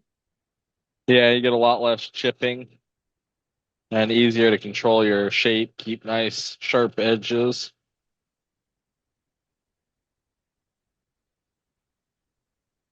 There's a lot of preforms cut out for Tay's project. It's more so we have to get started on the physical polishing and stuff. I try to when I can remember, I try to do one if I'm over there.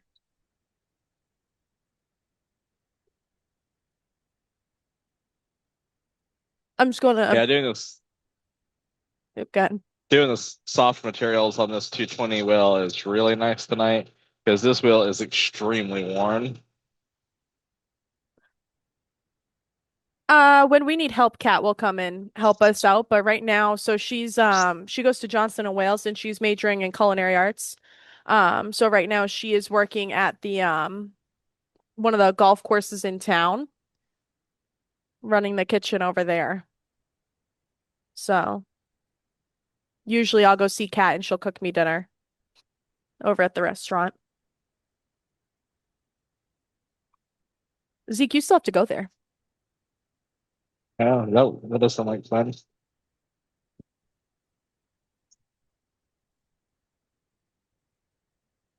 And I was just telling Jordan the other day before I saw Cat, I was like, felt like I haven't seen Kitty Cat forever.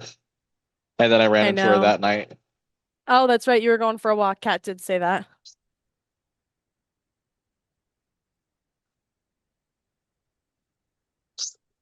I'm just grabbing a drink real quick, Zeke. Oh, you're good.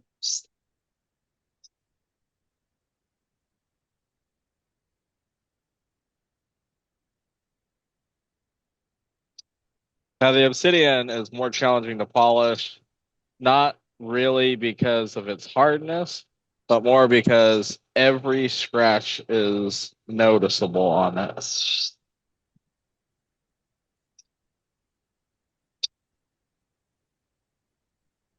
Occasionally, not very often, Douglas.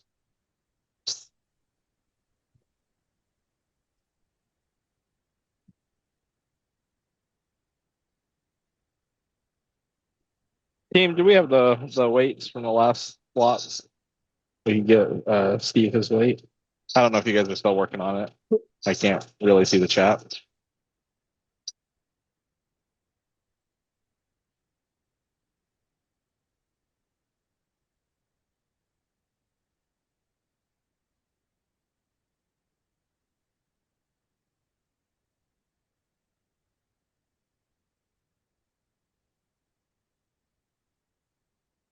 I think for the last material, but I can I'll check have too to when I come check. back.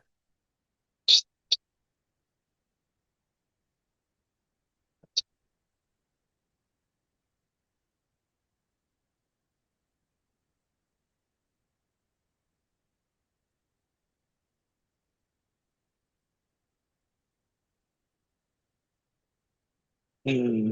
Jordan, you want to check to see what lot was Steve's for the lapis lace? Yeah, I can do that. I'll be right back.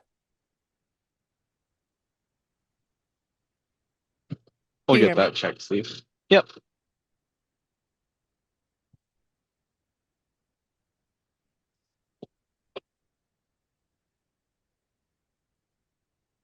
Let's go over to the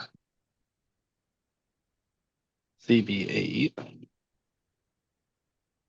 And now we'll use that expanding wheel. This will really help us get our scratches out.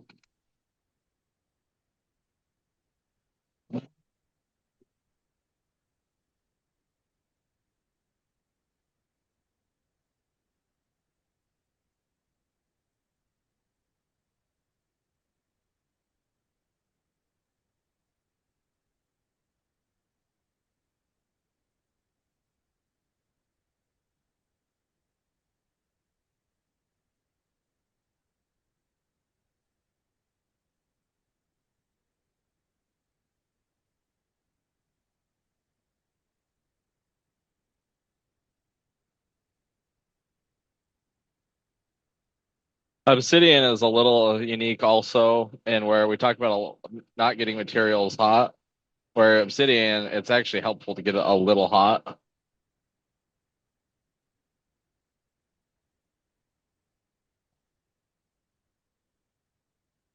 Like we do the final buff on this, getting it hot is going to be beneficial.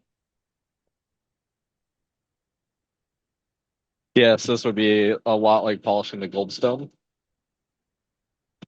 But I'd use the same method.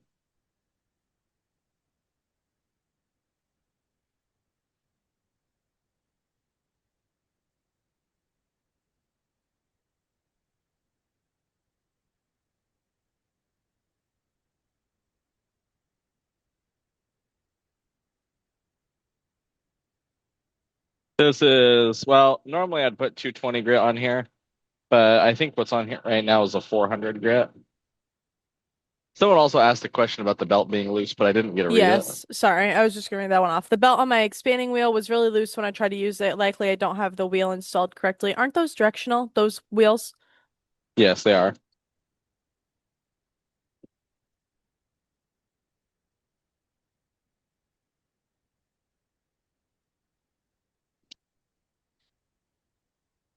All right, let me wipe this off.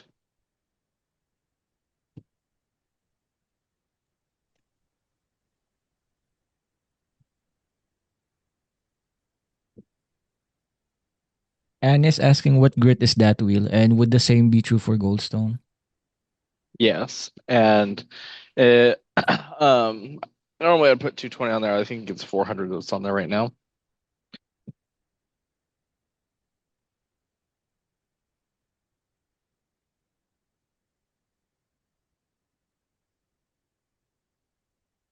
I still see some scratches in there.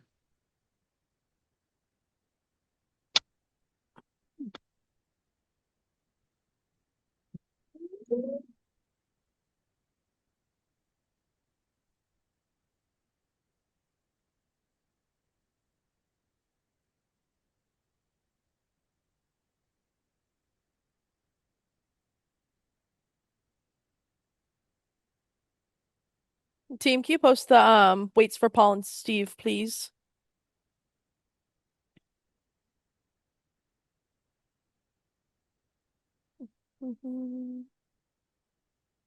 Actually, for everyone, whenever you guys are gonna start posting those. Amin is on it, Jordan. Awesome. Thank you so much. Appreciate it.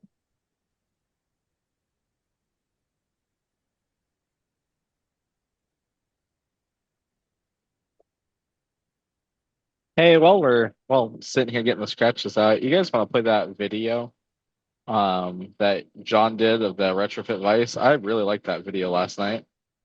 Sure thing, Zeke. Let me pull that one.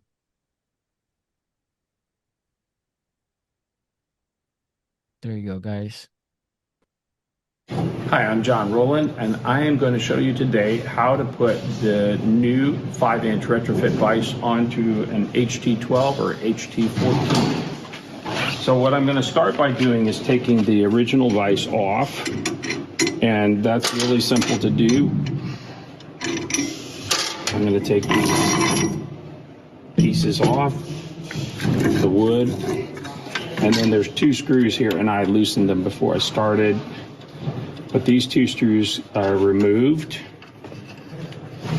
And then I've taken apart the new vise so I can put the components on. So this is the base plate, and basically what I'm going to do is I'm going to align these 2 holes here and this center hole. These are all holes that exist on all of the saws, and they come with these screws here too. So I'm going to get all 3 screws started before I start tightening them up. Get them down into position, and then I can tighten them. And this vise gives you a capability of holding a larger rock. And if you don't like the horizontal vices, then the vertical one is really nice. I'm going to get this in position, and I'm going to come back here and line up these holes here. And you'll notice that I took the vise jaw off here so I can get to these front 2 holes. So now I'm going to do the same thing. I'm going to get the screws started. Which getting the first one is always a little bit of a trick. My light's not perfect here. There's the first one. And again, you don't want to make them tight until after you get all of your screws in. It's just a lot easier if you're not fighting the threads on a screw that's not perfectly lined up. Get these started by hand. Since I can't swing the wrench here quite as well, it's faster to put them in with my fingers. And then I get down close and I can zip them down. And as you can see, we're almost done now. Just have to put my vise wood back on.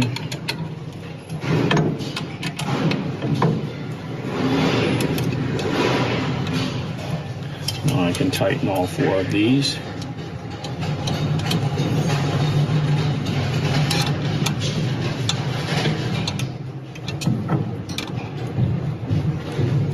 Those are tight. Now I'm going to get my last vise wood and I'm going to move my jaw back out of the way a little bit more so I can get the first screw started.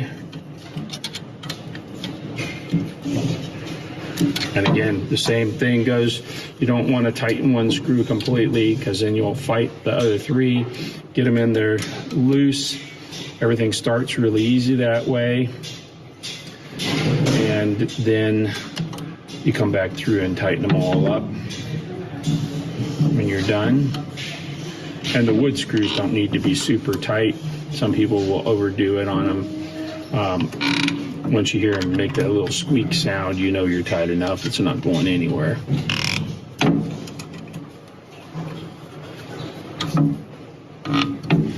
And there you have it.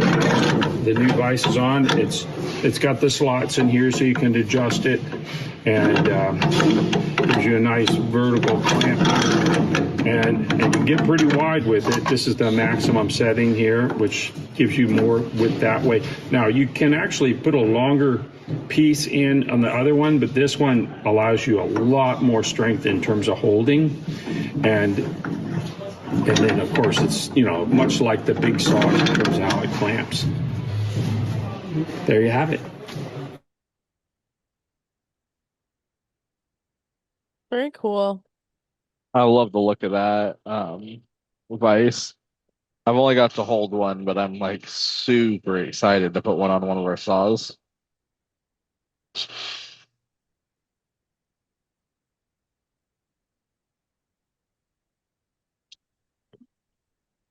We're on the 600 grit now for this mahogany obsidian.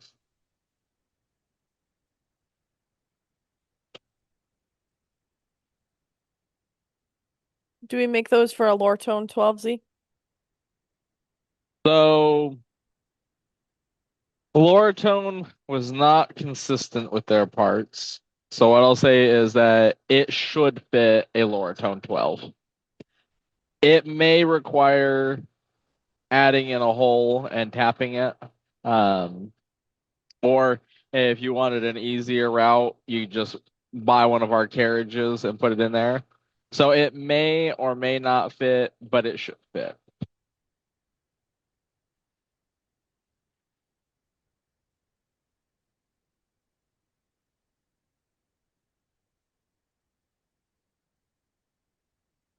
Some people I know will just stick them right in there and it'll work just fine. Some people will have to modify or replace their carriage.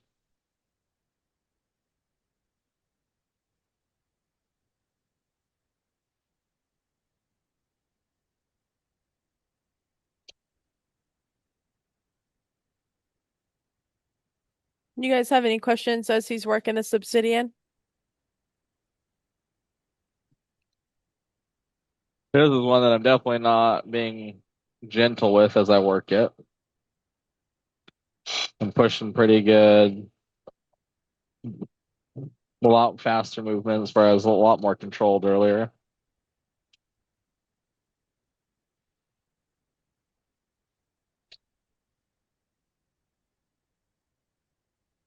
I'm gonna dry it off and give you guys a peek.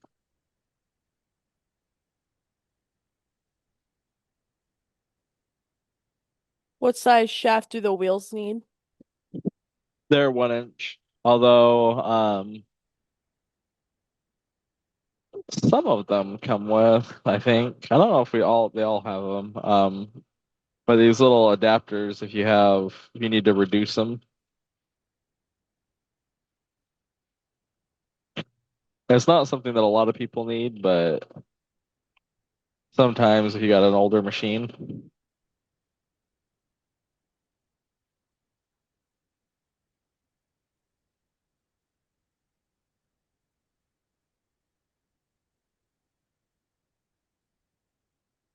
Um,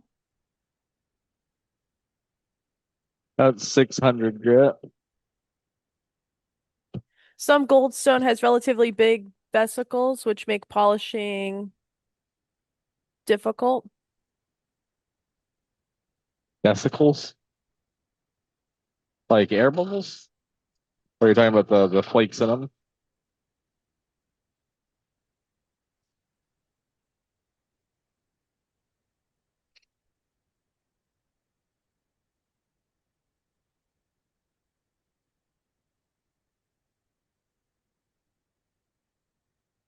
Yes, bubbles.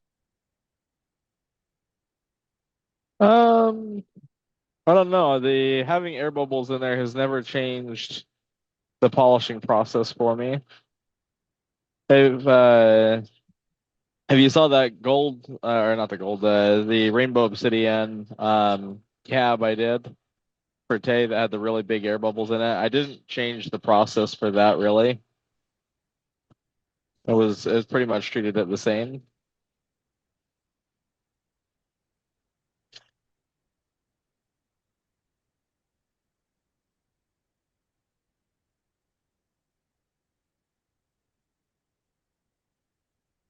Move on to the 1200 here. I thought the air bubbles were what made it gold sheen.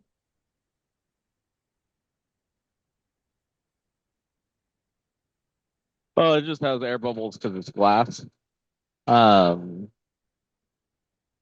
the little flakes in there are, what the name comes from? So I guess the sparkle. Oh, I'm sorry. Are we talking about gold sheen obsidian or are we talking about gold stones? I could have sworn it was the gold sheen. I could be I wrong. was Hold on. thinking, I was in my head, I was talking about, Oh, well, sorry, yeah, gold's. Sorry, it says goldstone up there. No, sorry, that because was my bad. I read that wrong. gold sheen obsidian does get its color from little air bubbles.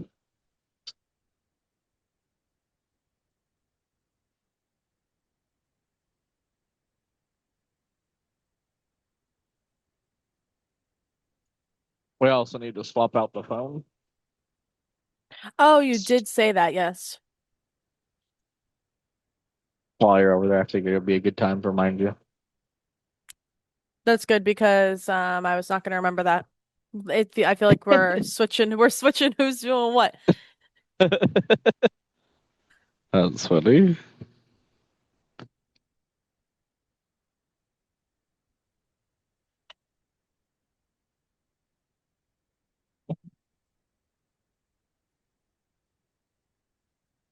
All right. Let's see.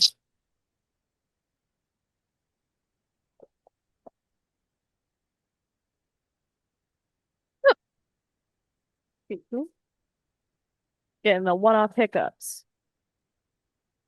Is the 6-inch saw really an aluminum cutting deck versus stainless steel? Yes, the 6 inch is an aluminum body.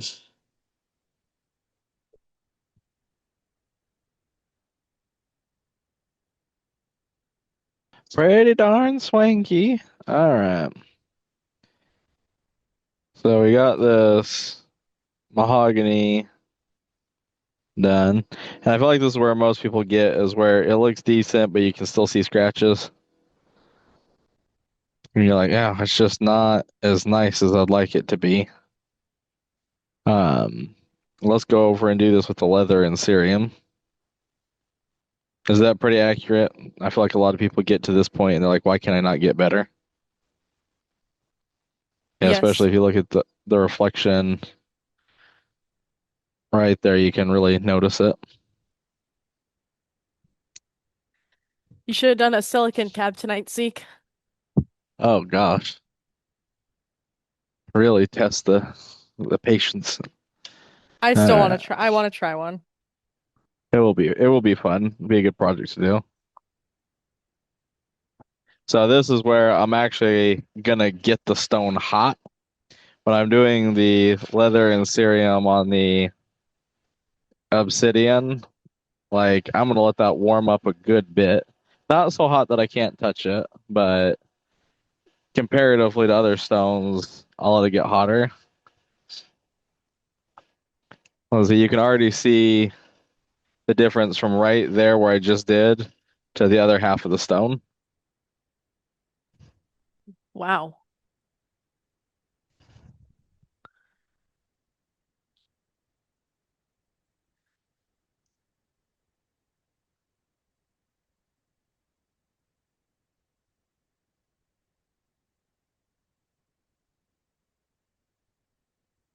It's amazing the difference that leather and cerium makes.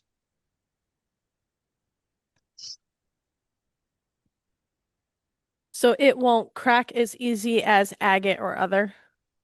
It won't get like the micro fractures like an agate will. It's a little bit more temperature safe. So yeah, it won't crack as easy. I mean, you can definitely get it too hot and crack it, but I'm wanting to get decently warm.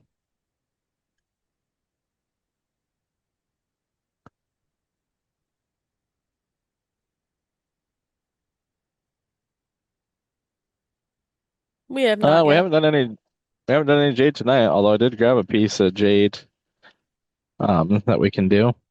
How do you know when to spray more water on the disc? That's a good question. So as you feel it, what you want to feel is that the wheel is trying to pull the rock out of your hand, but not so much that you can't hold on to it, and not so much that you're making dust. So when I start to feel it pull too much, where it starts, like you'll see my hand start to do this kind of motion right here, and that's where I'm like, oh, it's getting a little too dry, and then I'll add a little bit more. So it's all just by feel.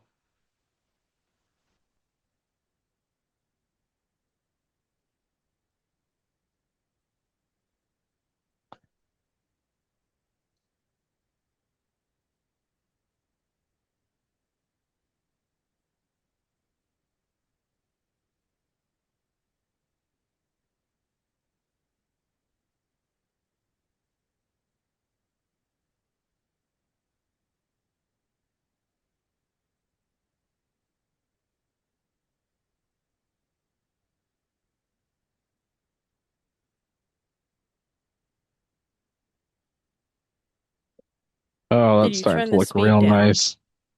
Yes, the speed is running at about 3 on the dial. So it's running real slow. Let me rinse the cerium off this, and then I'll show you guys how much better this cab looks.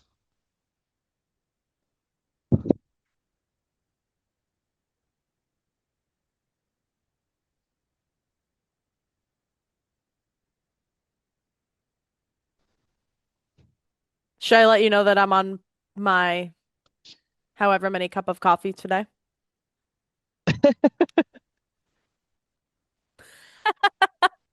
You guys are funny.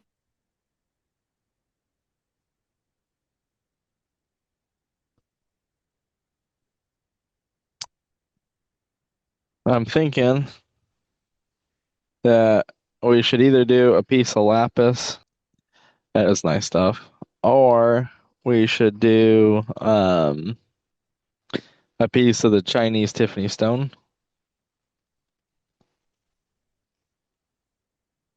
Ooh, I just filled that tote back up of the Tiffany stone of the Chinese Tiffany stone. Mexico. Now, Dennis. that's true. It can be all the obsidians we have at the moment are from Mexico and can be used for the competition. We did not get any lavender swirl ready for tonight, but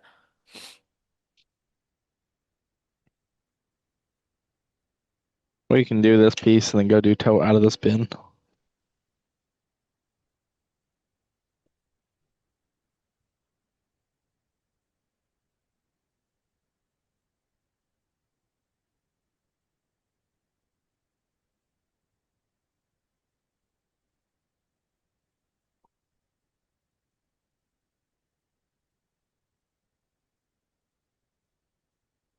For some people, lapis is a difficult stone, yes.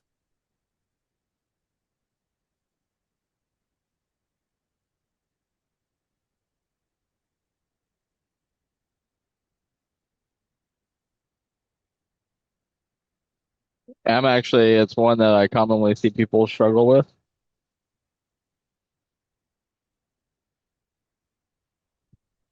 Tay was making a hex cab and it broke. I did not break it, but I do like the color in this piece, so I was like, I'll take it. Actually, I cut this piece because I wanted to make a cab out of it. Tay stole it, and then it broke, and then I stole it back because it would no longer work for the hex project.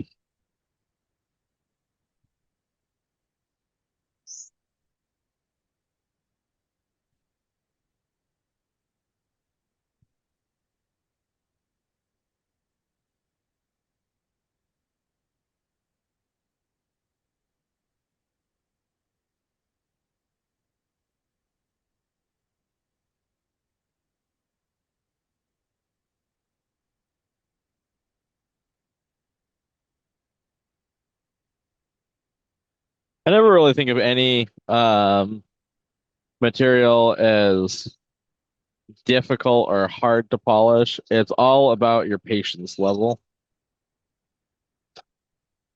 Because any of you can do any of this with enough patience. I have no doubt that there is nobody in this room that can't get just as nice of a polish on any of these stones as like I get, or people with that have been doing it for years. It's just a matter of following the process and level of patience to get a great polish. What is the Hex project? Doing Tay is doing a big wall of hex cabs.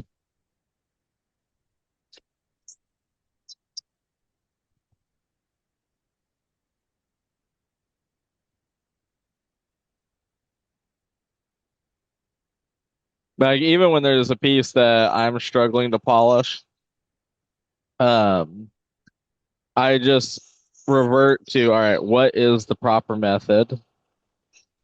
And follow the process again. Sometimes I'll start over and be like, all right, what's the process? And start again.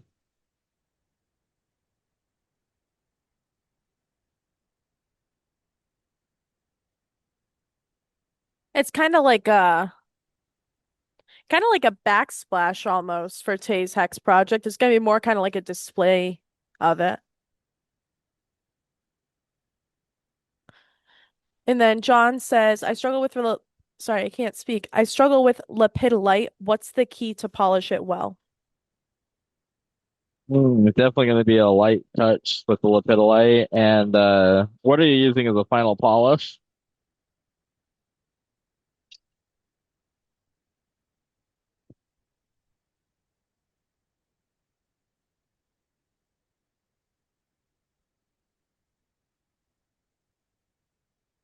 Diamond Diamond paste. paste.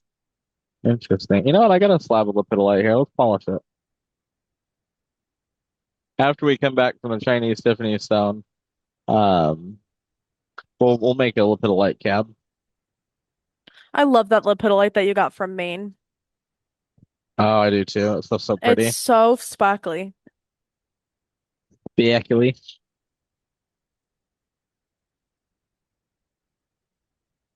We went for a spin mark.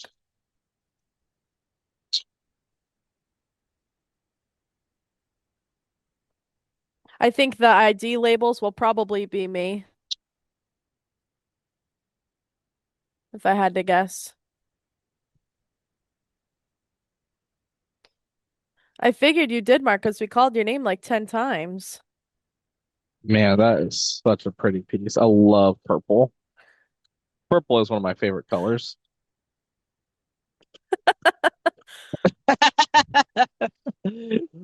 Jordan's Mark, evil laugh. Mark makes me laugh every time. I missed you guys. How long has it been now? 2 days. In our world, that is a long time. It is. It really is.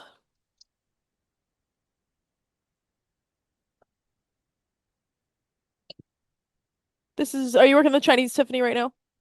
Yeah.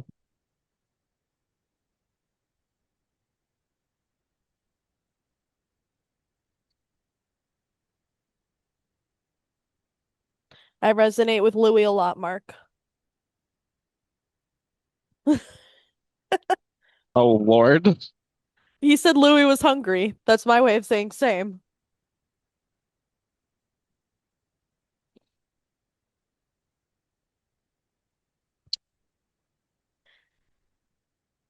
I my sister Chantel, she told me, she goes, "You're not really my favorite person right now because um so for third, I love to spoil my nephew, Brady.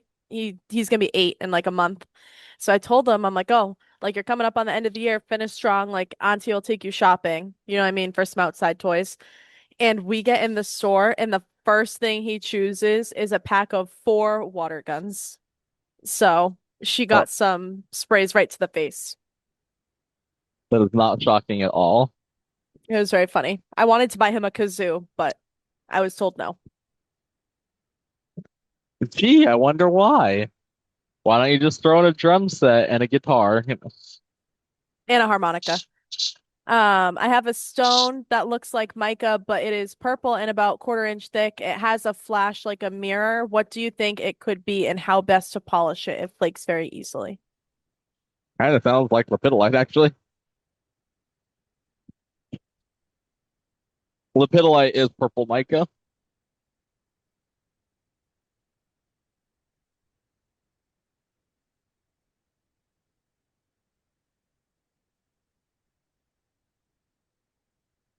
Wasn't Constance with you when you had to bring that piece of lepidolite in here? Yes.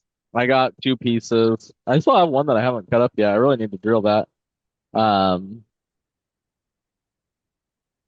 but I got 2 pieces that were, I don't know, they had to be about 200 pounds a pop. That was fun lifting those into the back of the truck.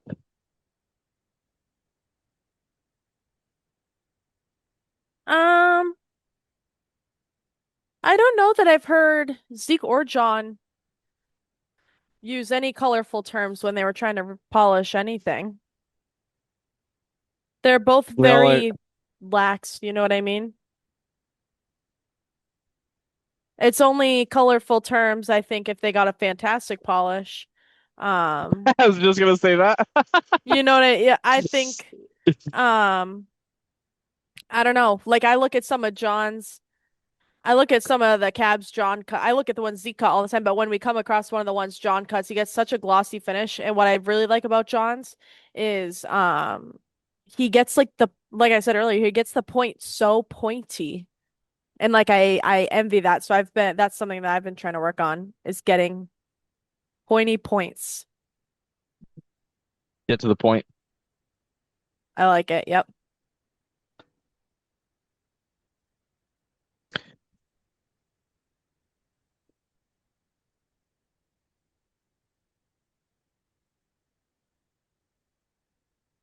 Well, there's after 3,000 grit. Let's take it over to some of these higher grit wheels. Because, and if these don't give it a nice shine, we'll go to the milk and diamond next. Although I'm thinking I didn't even need to break the milk out tonight.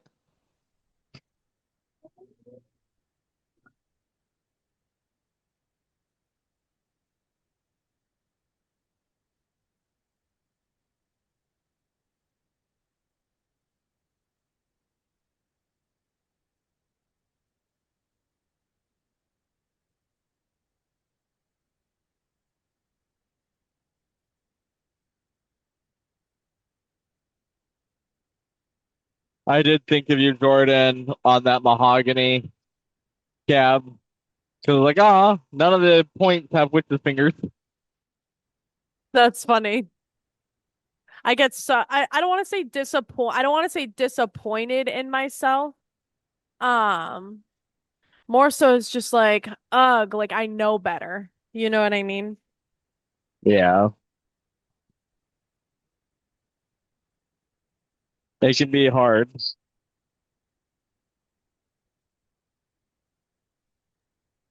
Zeke, there's a question. How many different wheels do you have access to? Um, Everything from 30 grit to 50,000 grit. I mean, we don't have all those in the lab, but I could go pull them.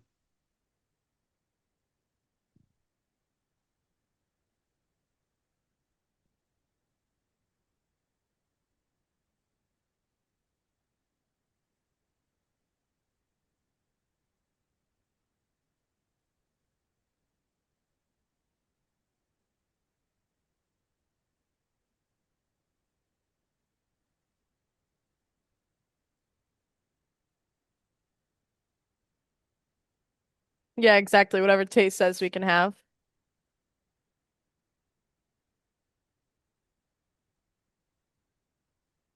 It's pretty reasonable as long as there's a good justification. If I was just like, I want a 60 grit wheel because for the sake of it, she'd be like, no. But if I was like, I want a 60 grit wheel because I want to show people how to do this, or because I'm doing a bunch of sphere preforms and I want it to go faster. Kay is extremely fair. Yeah. Well, to be totally honest, I'm really not that limited on what I'm allowed to have in the labs, as long as it's reasonable. So the only thing that would happen if I wasn't totally limited is I'd probably just have a bunch of extra stuff laying around that we didn't need.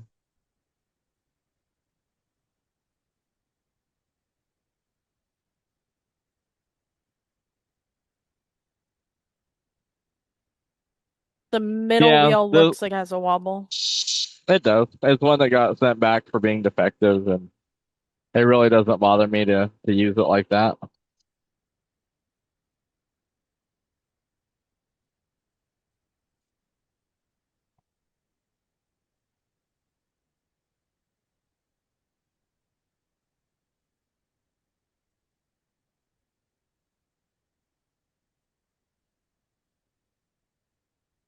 I think if I wasn't limited, I'd probably put a couple more 24s in here, a couple more 12s, put it in a couple extra cab machines.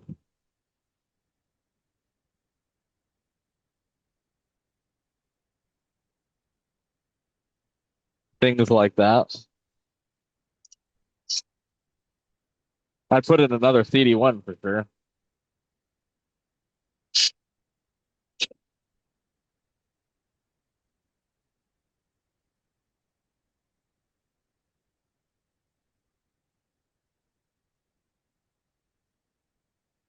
I don't know that I need a 45 because I don't know that I have any rock that I'd use a 45 on.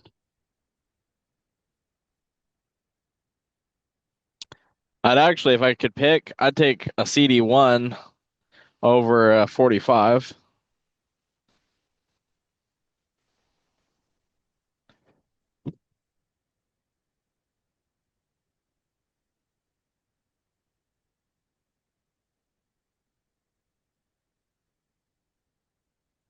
Oh, that's pretty good. Although I missed that top edge there. Good grief, I am a little ditzy on missing spots tonight.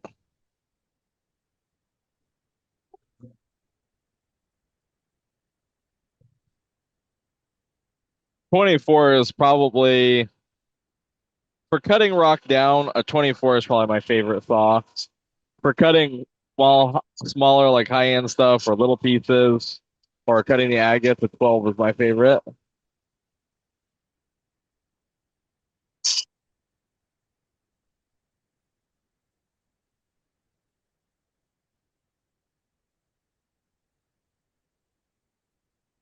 I'd imagine if it's whole milk with the chocolate in it, it'd probably still work pretty good.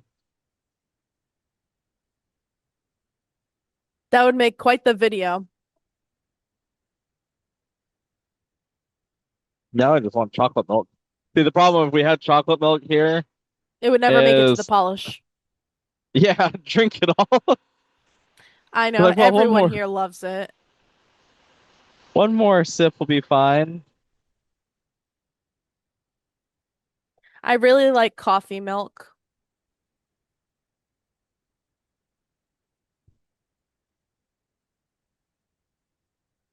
but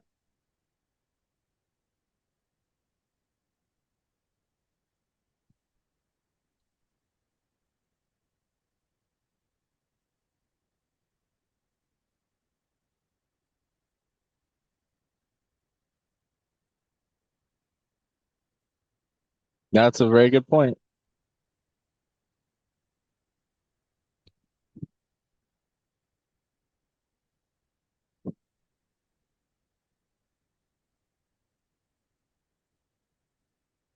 This one, I still feel like we can get more out of it. Let's try buffing this one. Sometimes it's also fun just to kind of go through the different polishes to be like, all right, this is the one that I would tell you guys to use.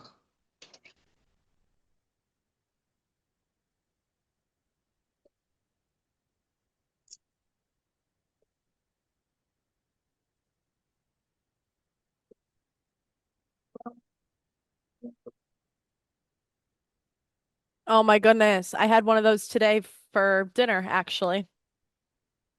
What? A powdered donut.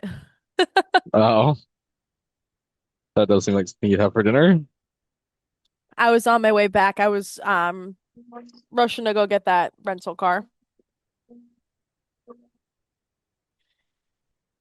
If you had no other equipment, what one saw would you start with? 6, 8, or 10-inch trim? Do a 10 for sure. Because that would, if I had nothing else, that would allow me to still cut down pieces and make little slabs. Um, the best.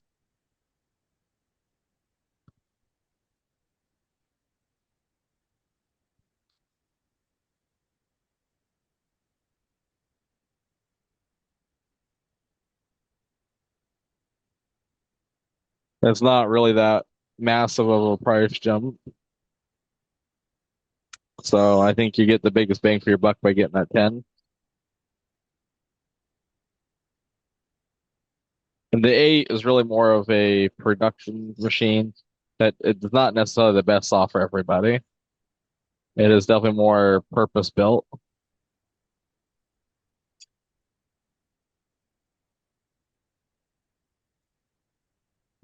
Yeah, that did so much better.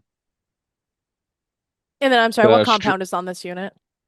fabulous. Then the streaks you see on there are just wax that we gotta wipe off like that. Those are not scratches, there's just wax.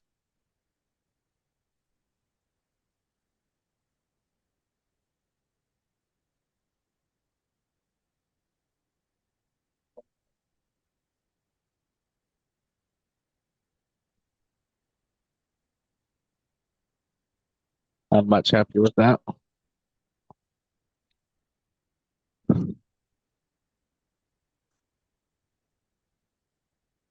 me wipe it off a little bit.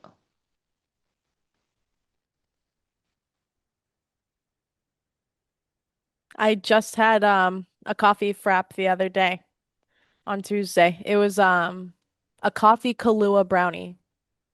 It was so good. Hmm. This one, it's still got a little wax smeared on it, so we'll take it over and scrub it. And it should look a little bit better, but really nice purple in that. Although now the fun part, let's see if the Zam will do any better.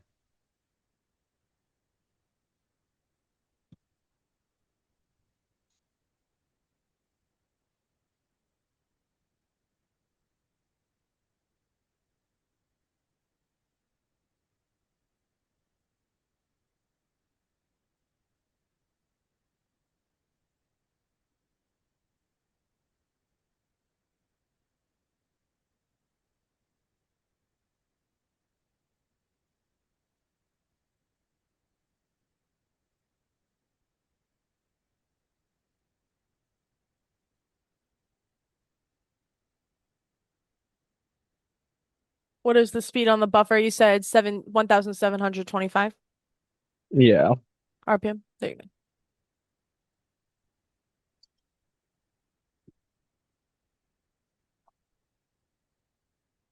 I'm gonna say the ZAM is the way to go on this one. Wow. Nice finish.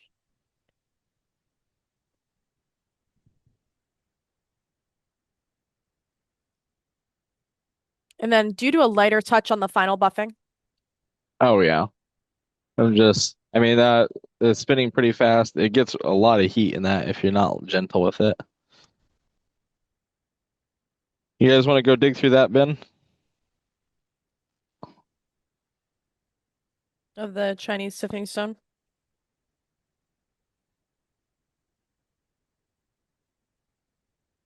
Oh, that's awesome, So Stacy. if you guys have a cab machine already, I would not go out and buy one of these buffing units. What I would do is you can get, I bet Rio Grande has this, and we'll have it eventually because requested it from John, but you can get a quarter 20 screw with a post on it. So it screws in here and then it has a post that sticks out that's smooth. And you put a tapered shaft on there, and it just tightens down with step screws. And then when you turn the machine on and let it run to get those wheels on there, let me show you. Let's see.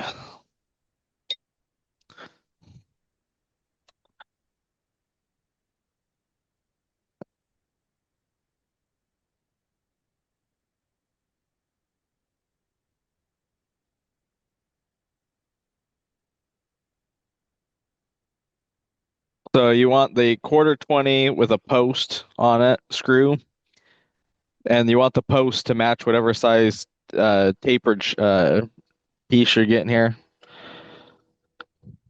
Tapered threads. And what you do is you turn the machine on, and while it's running, you take and slip the wheel on there, and it goes zoink into place. Yeah, it's very satisfying to put those on. So if you already have a cab machine, I probably wouldn't go out and buy one of these if all you're going to do is put a cotton wheel on the end there. Because you could probably, I bet it would cost you less than $20 to get the screw and the shaft. Well, probably plan for like 30, $40 to get the screw, the tapered shaft, and a wheel or two. Plus, a lot of places you're going to pay like $10 in shipping for that. How does it go again when you put the wheel on? Zoop. Oh, I thought it was like a technical thing. Sorry. I was zoned answering a couple questions. A couple questions. I feel like I would have clued in if I heard that noise. Zoop. That is the technical sound. Zoop. I like I like it. Zoop. It's like soup with a Z. I like it. Soup with a Z. It's Zeke soup. Zoop. No, Roxanne.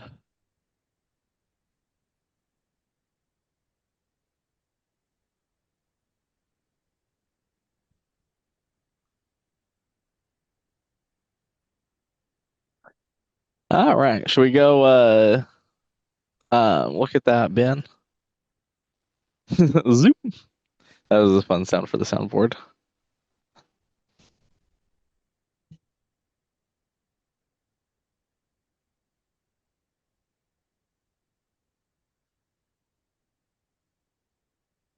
That's funny, you guys.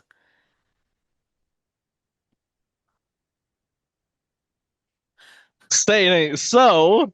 All right, we got a slab of lepidolite here.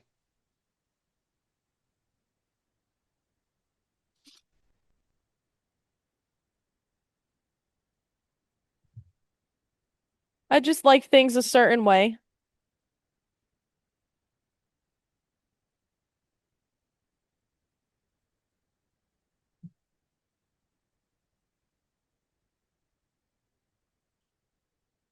You could have fooled me.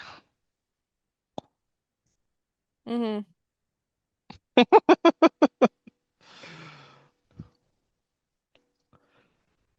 It will be interesting for you to bring somebody around here. Oh, I know.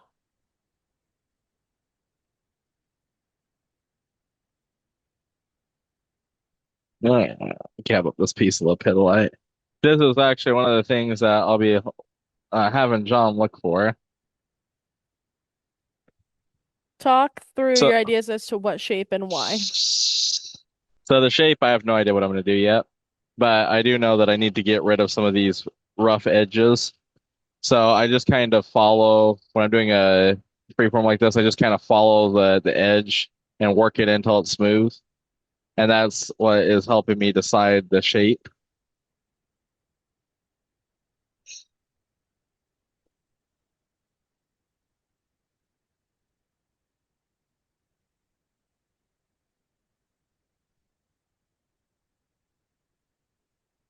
Can you cut a coffin shape and also how hard are you pressing? A little bit harder on this wheel than I normally would because it is just about completely worn out. Um, but not very hard. I'm still letting the wheel do a lot of the work.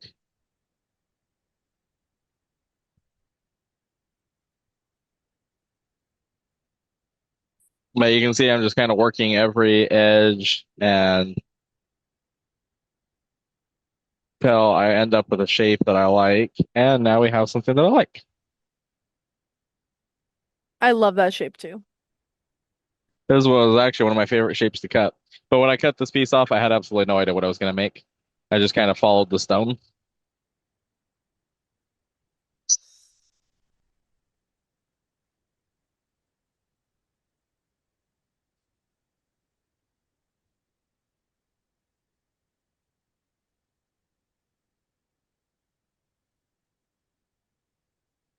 How many of you mainly cut like free-formed shapes?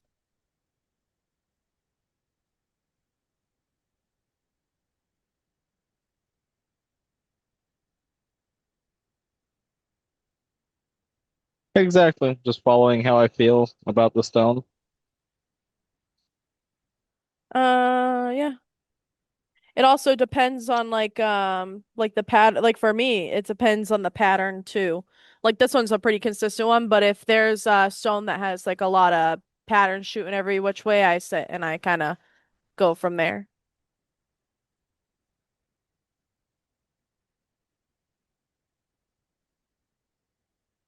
Yeah, I like both. I like doing calibrated and freeform, but I'd say most of what I cut is just freeform, odd shaped pieces.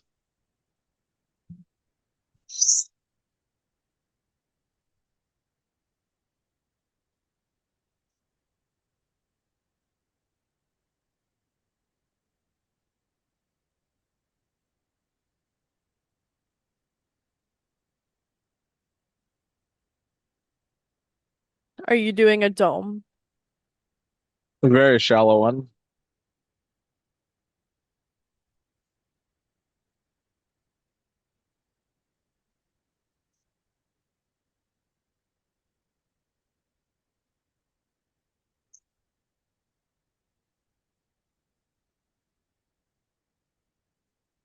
For most stones, I prefer a very shallow dome like that.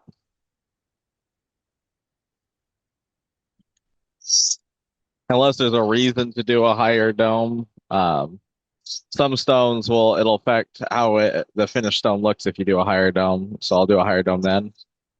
But for most stones like this, it'll make no difference if it's a high dome or a low dome.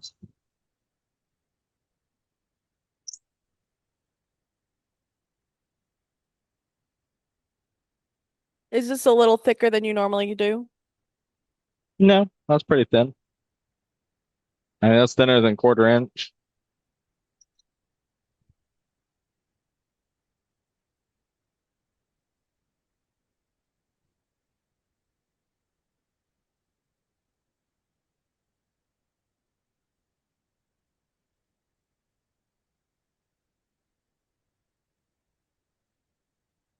Hey, Kate.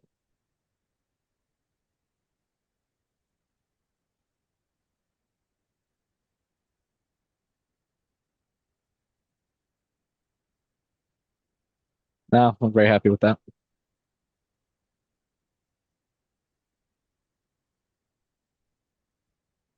Don't be sorry. It's all good. I cut, yeah, just about quarter-inch thick. You normally cut, right, Zeke? I prefer thinner than quarter inch. Quarter inch is kind of like the standard, but I think it's a little thick for most materials. If it's a softer, more fragile material, cut quarter inch.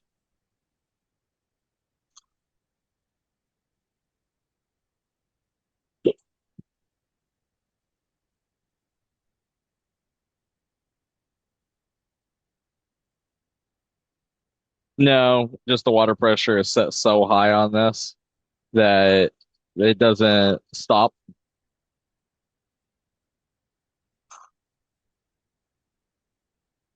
We have a huge amount of water pressure here, and even with a big reducer on it, it still is too high. We probably need to add a couple reducers.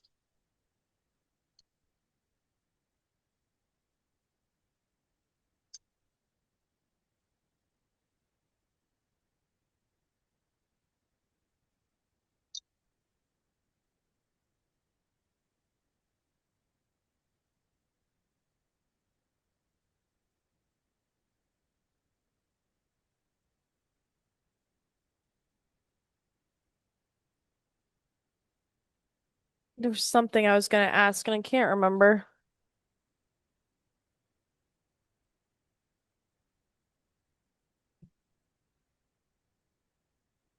It'll come to me.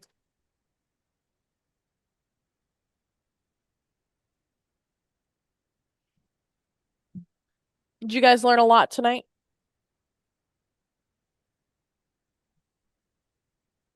I think this was a really good informational cut in chat.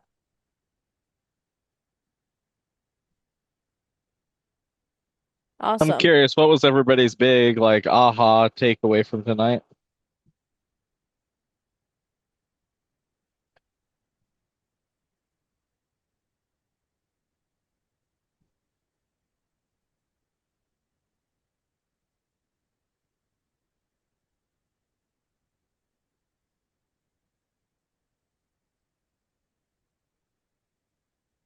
Too much pressure on the stones, your technique on the wheels.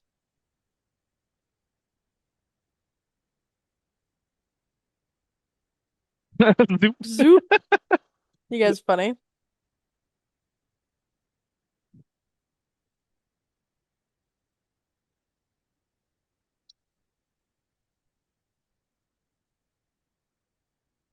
I'm glad you guys learned a lot.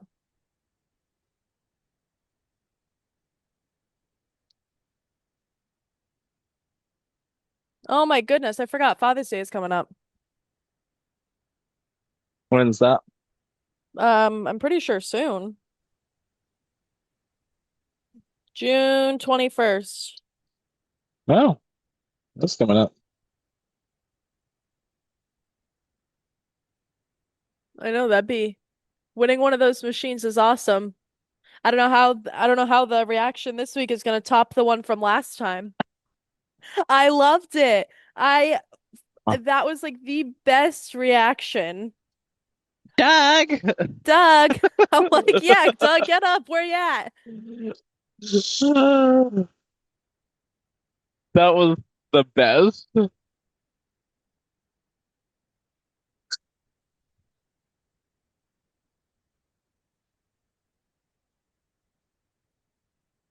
I loved it.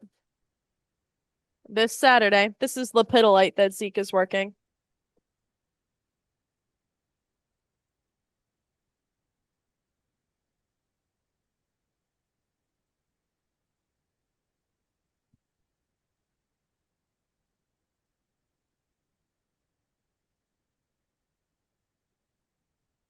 That's awesome, Cynthia.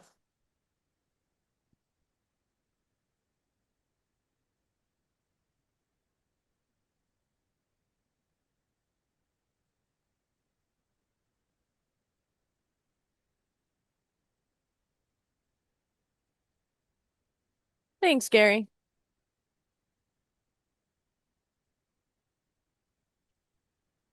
And then 2 weeks from Saturday, man, that's rich.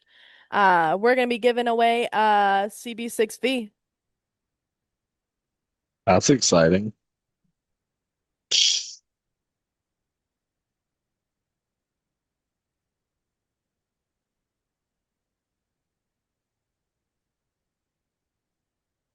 Yeah, we got to get John on the hunt for a really good batch of lepidolite.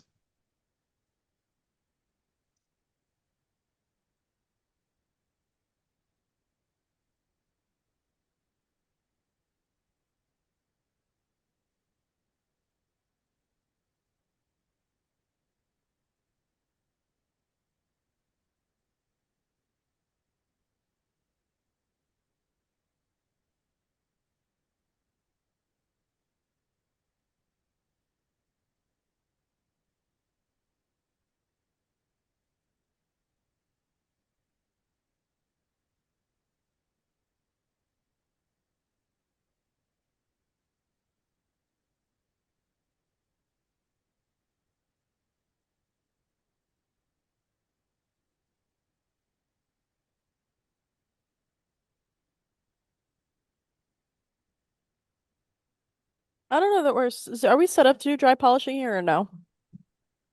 No. The only thing that we would do dry polish is either the reciprocating lap, um, or running the bull wheel on the agates.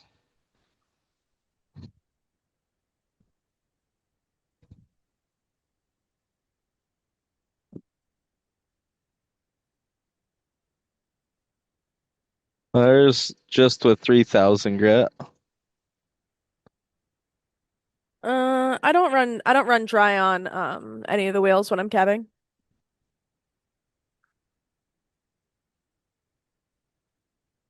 No. No, you cannot, Steve.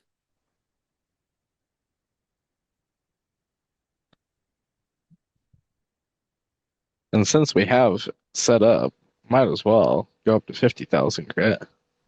All right, take your mental image. We'll see how much of a difference that makes. 'Cause that's a pretty good polish for 3,000 grit.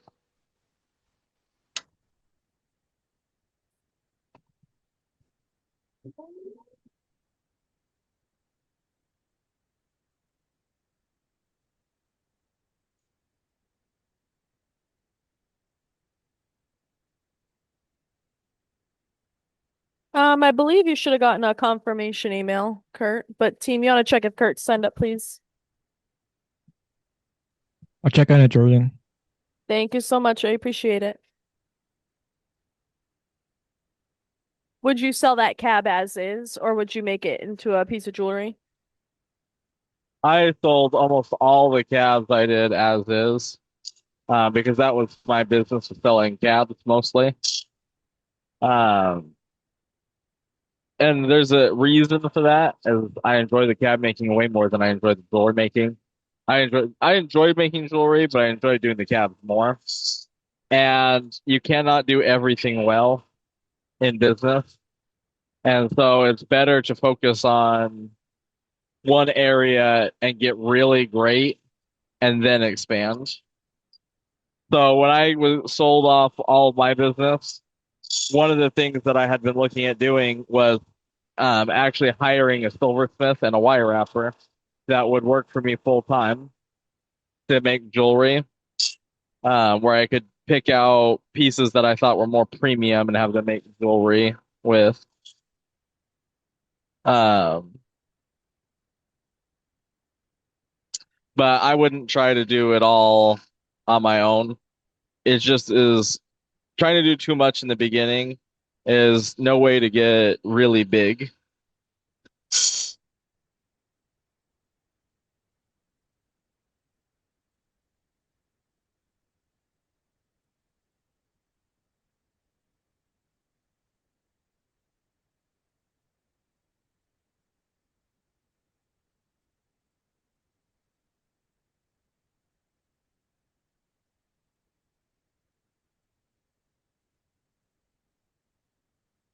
Of course. I love sharing and talking about that kind of stuff because didn't have anybody to tell me what direction to take or what to do. it was all stuff that I learned the hard way. The first probably 6 months of shows I did were so hard because I was learning and I didn't really have anybody that was like, I've done this and you could do it this way and it'd be so much better. I was just trial and error. And because, like, if you saw my booth the first time I did a show, it looked like I'd tried to bring an entire rock shop to a show. And I did not do well. And I made little adjustments every show and really evaluated what was doing well. And I'd compare with other people that had been doing well. And that's really how I came up with a formula of like, all right, if I'm going to be successful, this is what I'm going to do. And ultimately, I stopped doing pretty much everything for a period of time other than making cabs. And I was like, I'm really going to build up my cab inventory and become known for having really great cabs. And that is when I really started to see success. And after I started to get good to success with that, then I started to add other things in, like the sphere making.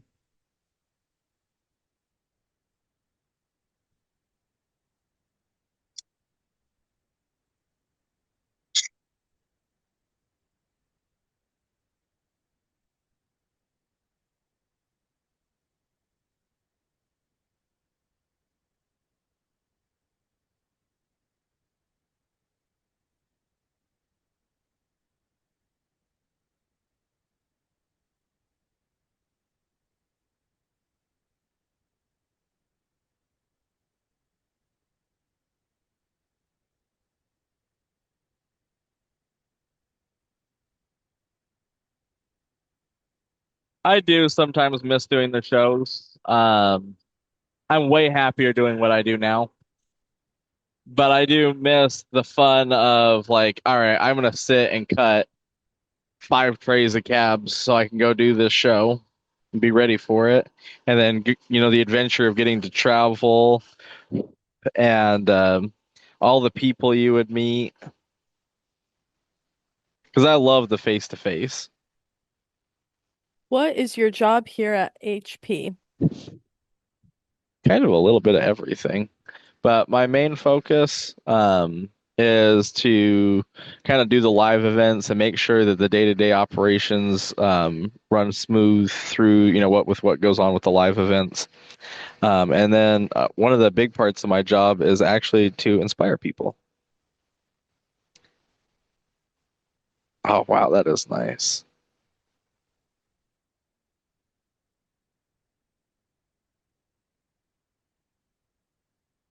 Because I never really my job has never really been fully defined.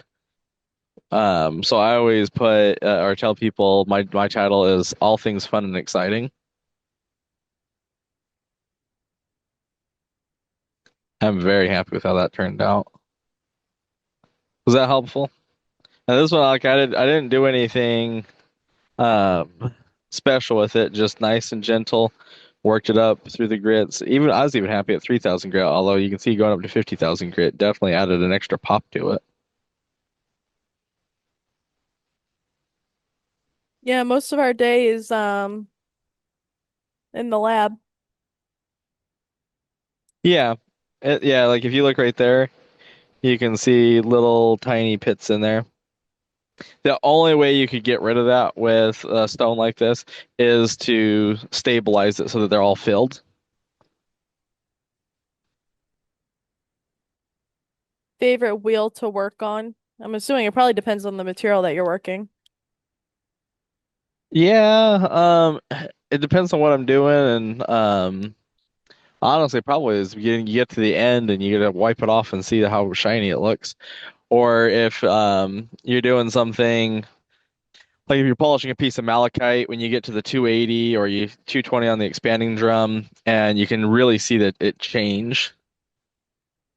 If I wanted to go to 50,000 grit with one cab machine, what grits can you skip? Mm, I'd probably take out the 8,000 of that if I was gonna skip one and go from 3,000 to 14,000. John really is anti-Opticon. He really hates that stuff, and I'm not a huge fan of it either. So I wouldn't use Opticon. You could use Hextall, put a layer of Hextall on it and repolish it, and that would give it a smooth glass-like finish. What I would do though, if I had just had one cab machine and you wanted a setup where you had wheels like this, is I would just do some cabs all the way up to the 3000 grit, and then I would switch these other wheels out. I think that's what most people will end up doing to go to higher grits on one machine. Opticon is a way to stabilize stone. It is a icky, messy process, and it will yellow over time. And I can't remember for certain, but I do feel like it's also pretty toxic. But I can't remember if that's in my head or if that's true.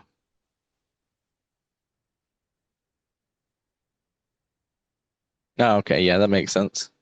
Hextall is probably the highest level of stabilization you can get to. It's what like museums will use. It's incredibly strong. It doesn't yellow. You can polish it and get like glass-like finish on it. It's a pretty amazing tool for stabilizing stone. Almost all high-end dinosaur bone is done with Hextall.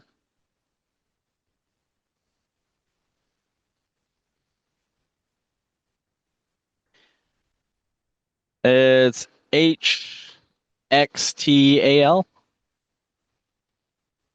Yeah, I've heard that a lot of people. There's a guy on YouTube that does a lot of dinosaur bone that has a video on using it, and I think Hextall is supposed to cure in like a couple days. I think he has a standard 2 week cure process for it.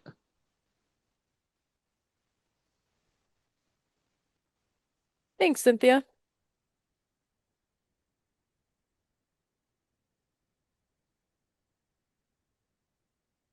How many cabs did you cut tonight? Not a ton, like 4, 5. Nice. As soon as I'm done with the cab, like I just set it down and I walk away and I'm like, where did I put that?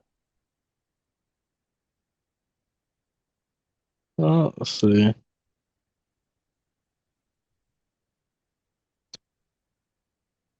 There's the ones that we've done so far tonight. I really like that cab. I do too. Very pretty.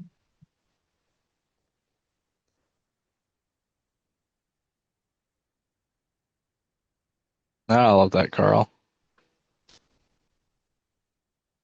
Yeah, fun little batch of cabs. All right. Yeah, I can show the obsidian. I think Tay would kill me on the if I was hyping enough the hexes.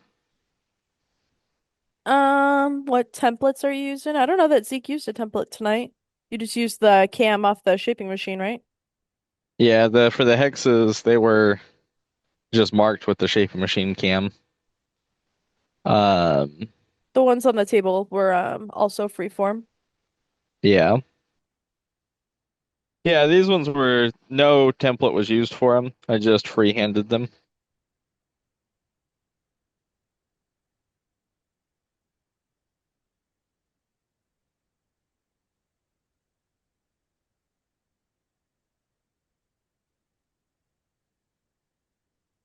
Let's see. We also were planning on doing a fluorite cab tonight. Ooh, What do you guys think of that? that's such a good piece. It really is. Let's see, we'll make Tay even really happy and do a hex out of this one. Tay would be happy.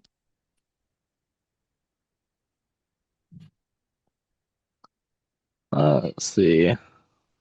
You know where my brass screw went? Oh, it's right here. I have no idea. I don't touch your brass screw.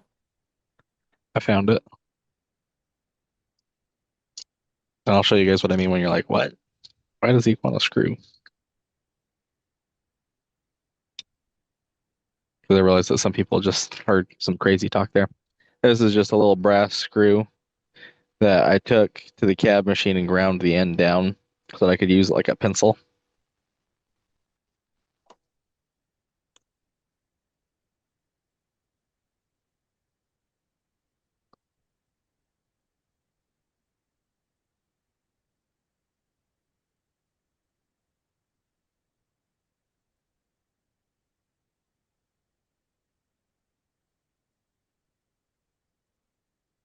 Yeah, yeah, because the brass shows really well even when it's wet.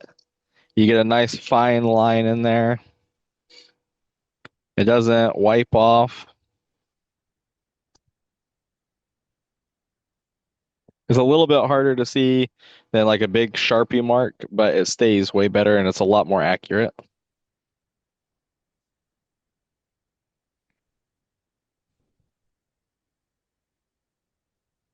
Oh, we are way overflowed on the water tank. Oh, my Lanta. Hold on, I'll come do it in 1 second. Thank you.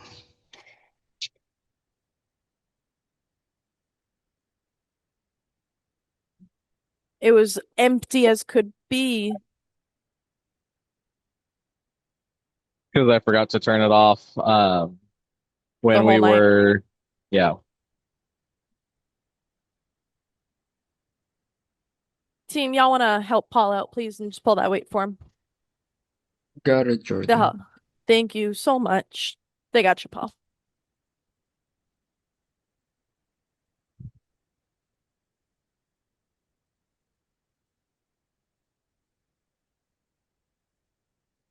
Haha, I found the pen. Which pen? My pen that I like. Oh, Team, y'all want to check that for Lisa, please? Oh, my Lanta.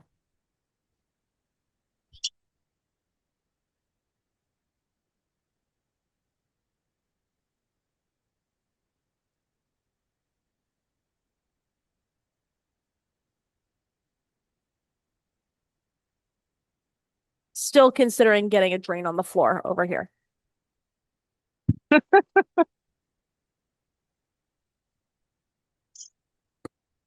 would be really nice. Well, yeah, because I end up being the one that has to drain this tank every time. It's Drain like a good amount. it's like the I'm sure if moms are in the room, it's like when your kids pile the garbage as high as they possibly can. It's like a game. How high can we do it before mom has to take it down the driveway to the bin? That's hilarious. That is a sweet piece of fluorite. Notice how I cut it so that line was kind of going down the middle of the stone.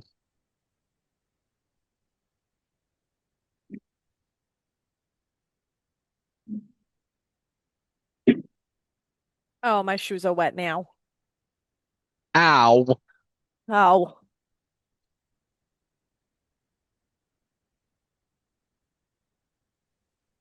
Zeke, question from Yes. America.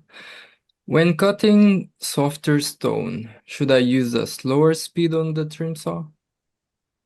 Yeah, I'm not pushing very hard at all, especially when you're using like a nice blade, like that continuous trim blade. It just glides through the stone. And so I'm just barely pushing. Yeah. I think every cab I've done tonight, I started on 220 grit.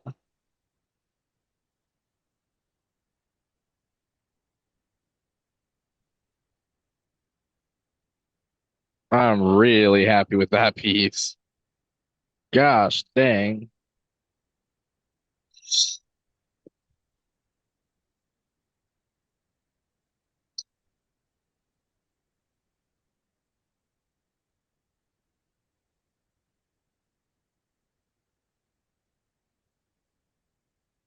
This bin of fluorite is so good. It Like, really this was is. literally just the first piece I picked up out of there.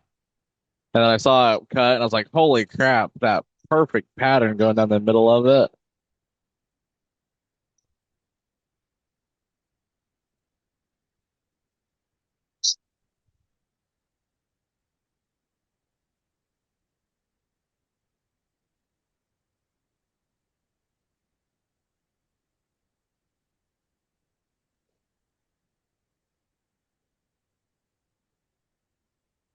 Do you know where the squeegee is? I do not. Hmm. It's funny. I'm like, oh, no one ever touches the cleaning things, and then when you need them, it's like, where is it? Oh, that's pretty.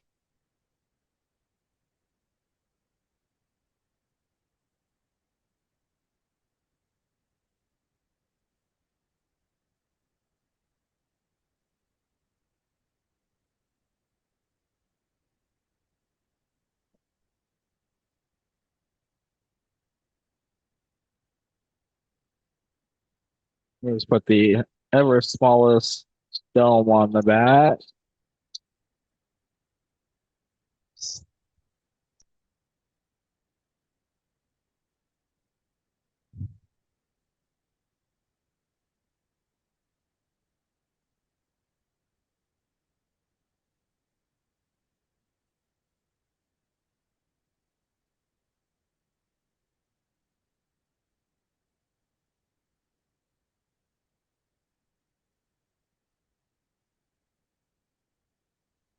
You guys notice how much brighter it looks now? That I just did even just a little dome on the back. The color has a lot more pop to it.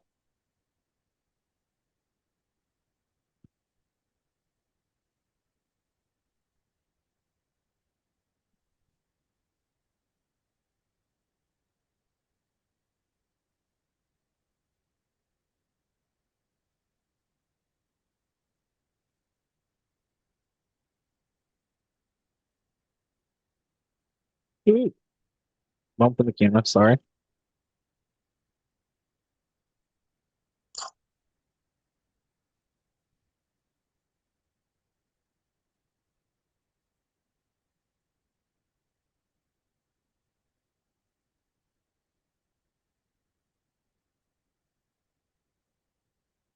If you dome the back, how would you set it for a cab setting? A shallow dome like that really won't affect the setting that much. If you do a more of a dome on the back, sometimes people will or jewelers will cut the back out so it sits down into the setting.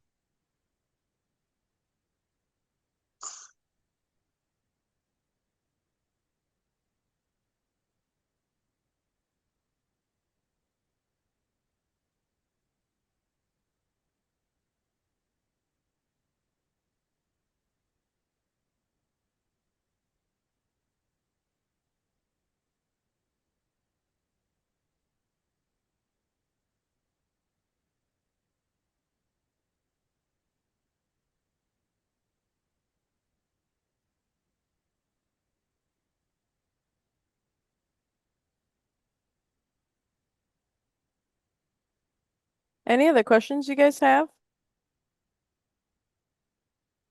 Yeah, don't mind me. I'm just getting lost in the wheels over here.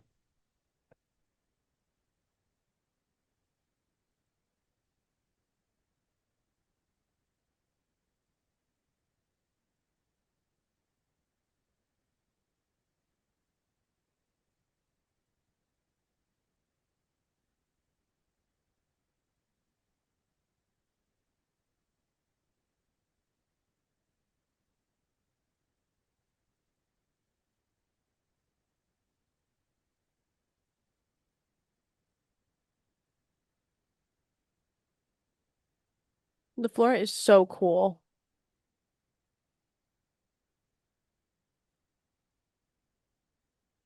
Who's pairing with Cody on Tuesday? That would be me.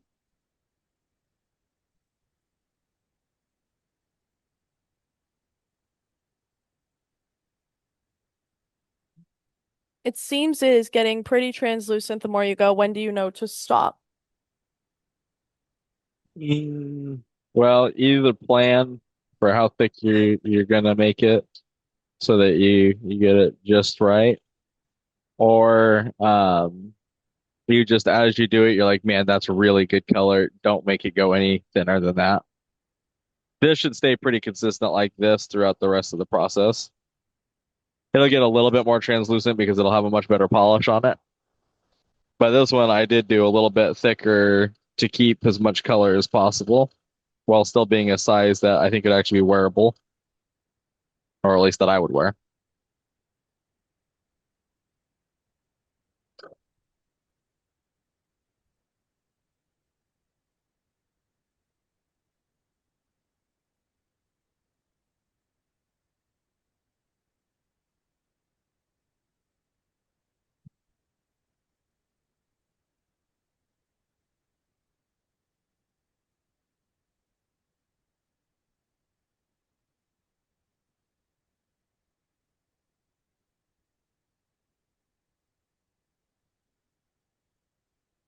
One of the tricks for polishing the fluorite is not to let it get hot. It will cause fracturing in there that's very unattractive if you let it build up heat. Like doing this on a buffing wheel can be dangerous because literally one swipe too hard on the buffing wheel, you can cause all kinds of fracturing in it.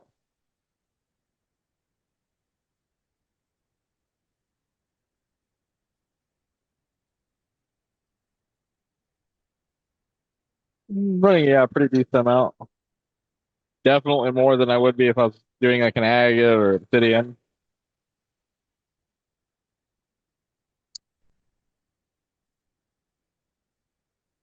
You're welcome. Isn't that just stunning?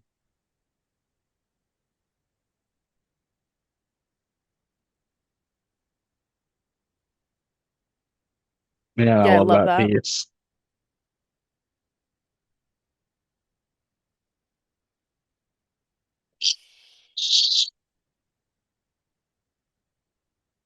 I'd be grabbing those higher grit wheels. I think for a lot of you, that's a really easy way to really up your game.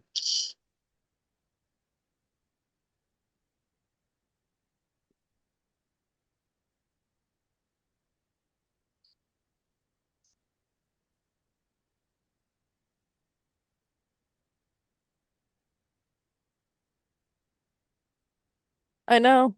We gotta start. Where's that hex wall gonna go in the office? Probably.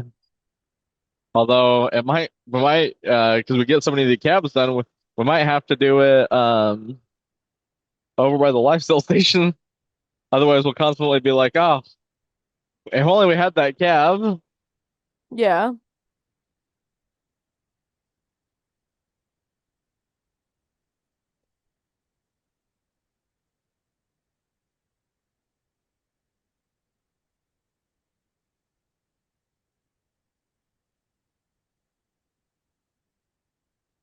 The color in this too is also why I'm always excited when we see such dark pieces. You know, like when we're going through a bin of this. I like the really dark pieces because you can see it lightens up as you cut and polish it.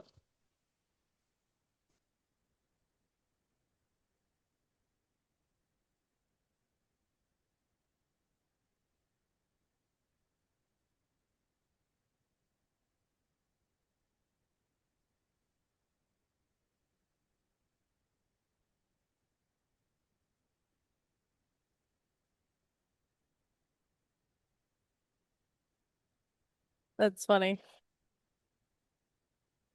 I've never heard of that. What? Dalmatian stone? Well, that's a fun one.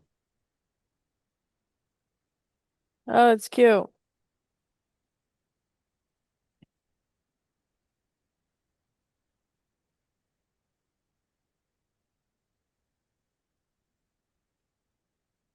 Let me wipe this one off. Oh, that's cool. You can actually see how much that yellow wheel is affecting the cab.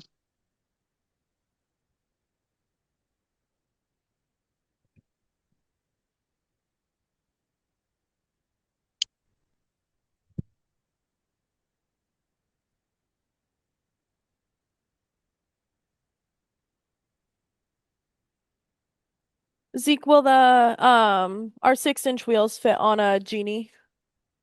The spacing might be a little bit different, so you might need like a spacer kit. Oh, good grief. I was like half asleep doing this one. Look at the horrendous scratches in that and all the spots I missed on the corners.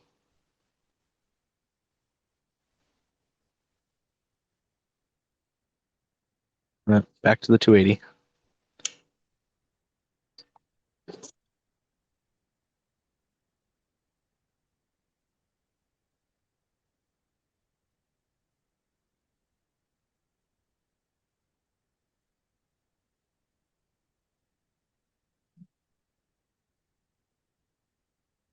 How Oh, it would looks that so good. It looked phenomenal set in silver.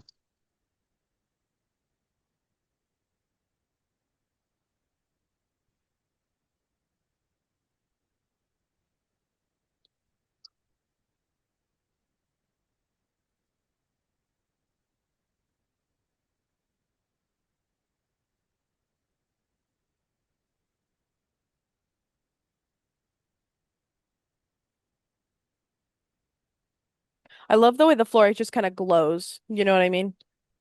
Yeah, it really does.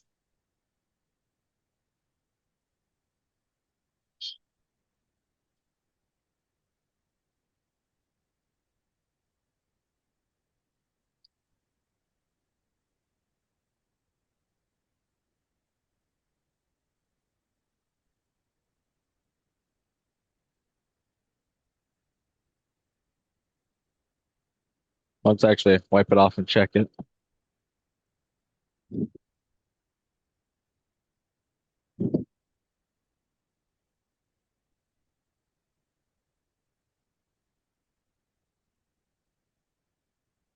No, well, it's satisfactory for 280 grit.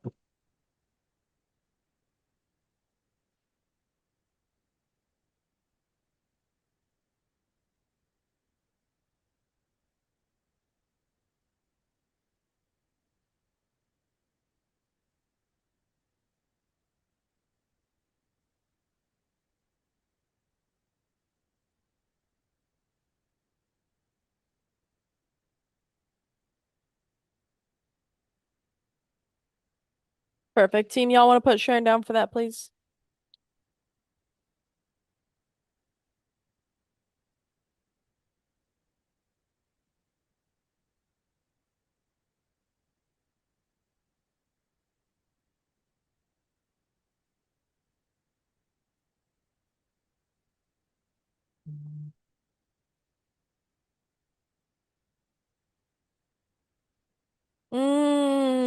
I would have to get that approved. How much are the template sets? Do we even have them in stock? I don't know. I'd have to look.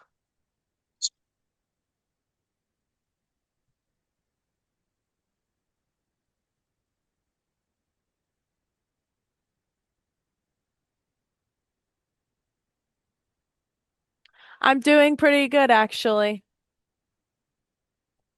I've ordered once more, but that was because I was way too tired to drive, and I do not like driving when I'm sleepy.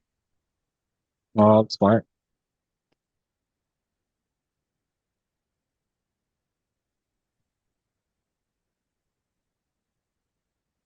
But I've only done it twice since I like started eating better. That's awesome. I know my mom loves pointing it out to me. She's like, "See, I told you," which is perfect.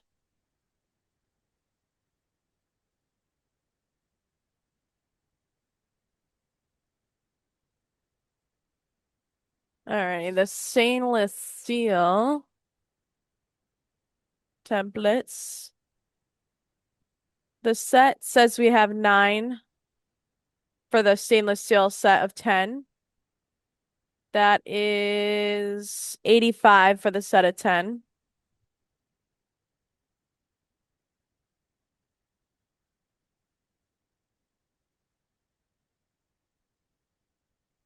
If you want the plastic, the great shapes, Like the great shapes ones are usually the ones that I bought both sets. I was just thinking though, I was like, man, that price has not gone up since I ordered my set years ago.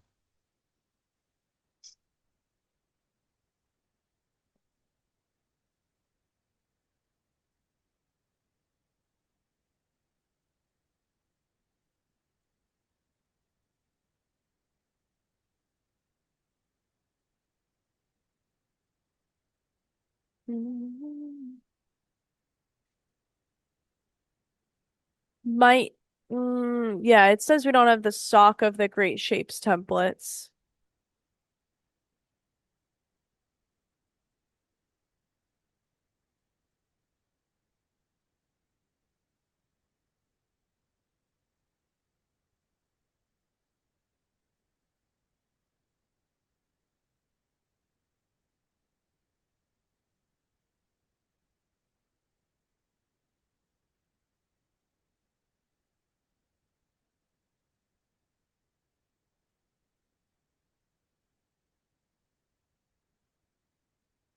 Let's see.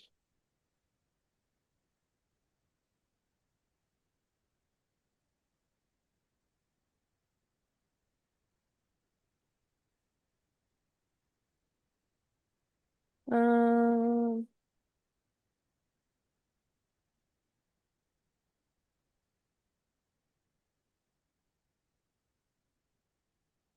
Let me grab a fresh paper towel.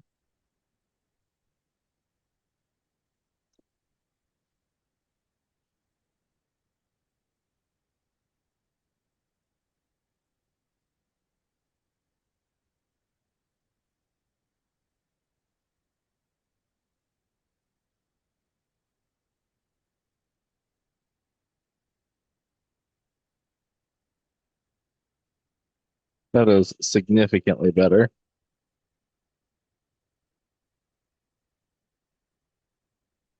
very pretty.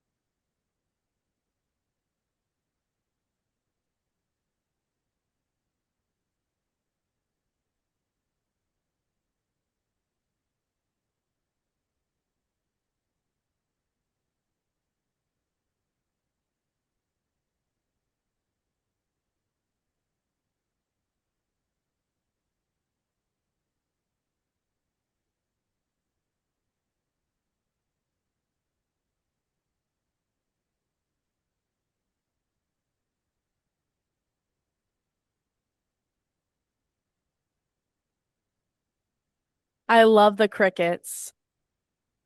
Hmm. I think they're so cool. Not the bug, the machine thing. A machine thing. The it's on the tip of my tongue. It's like you can make custom things with it and yeah, it's like cutting machine essentially. Oh. Yes, thank you guys. I'm like I can't think of how to describe it. I thought you were talking about something that we had here, and I was like, what machine are you calling the cricket?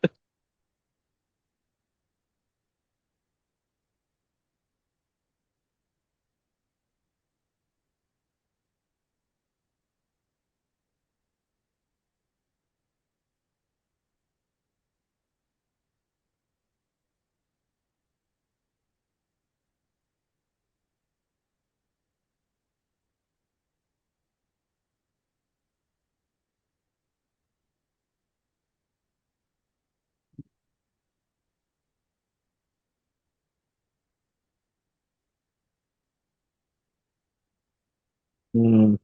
I think this 3000 grit wheel needs a little bit more breaking in. This is one that we'll have to take a hard agate to and take it down a little bit more.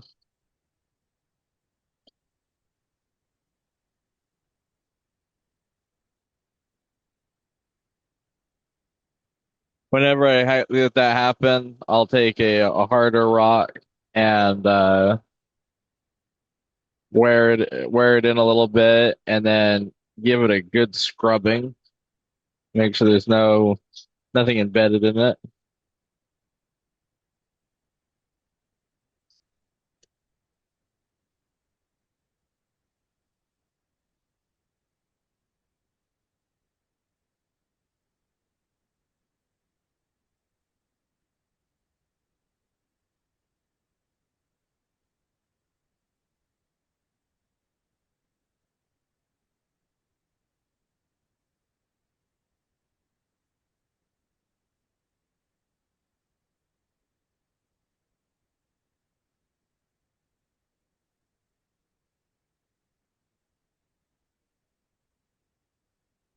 You guys are funny.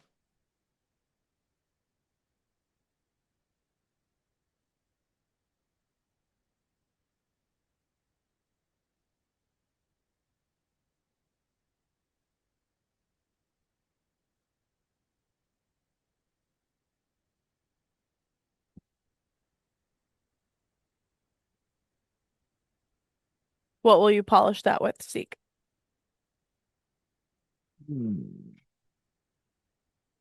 I'm thinking we're gonna come over here and continue on our diamond wheels over here. I know it's coral, condor, island agate with the core drill. Not for nothing, I'm for the people. You guys sure do like taking the liberty when it's my rock. No one took the liberty tonight. So I went and did it. Oh, my Lanta. You know, it's not sometimes it doesn't even come close to some of Zeke's non-Black Friday deals. It does. Oh, you guys are gonna you guys are gonna find this funny. So the other day, so this guy honked at me like for no reason. I didn't even do anything the other day. And I said, "Oopsie." And he gave me the bird. And I was like, "Sir, I said oopsie. Doesn't that cover it?" You Chantel honked at was him? No, he honked at me. I don't know what I did, but Oh. I probably didn't use my blinker. But I was like, You I said, oop. scoundrel. I was like, I said, oopsie. So that should cover it for tonight too. Oopsie. I said, oopsie.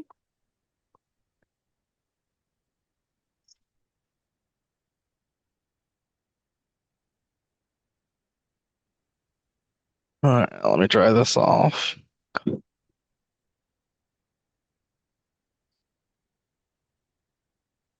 Oh yeah, the 50,000 grit was definitely the way to go because they didn't have any heat.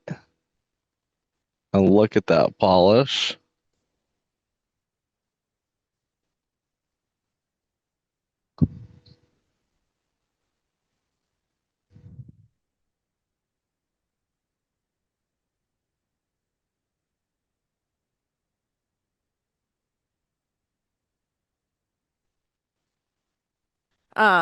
Yeah, that was a lot of fun. You'll have me and Cody tomorrow. And then don't forget to register for the giveaway. That is less than 24 hours to sign up for that. You're welcome, you guys. So it's always good to see you guys learn new things along the way, and we will see you all tomorrow night for some awesome tote. Thanks, guys. We appreciate you. Thanks, See you everyone. tomorrow.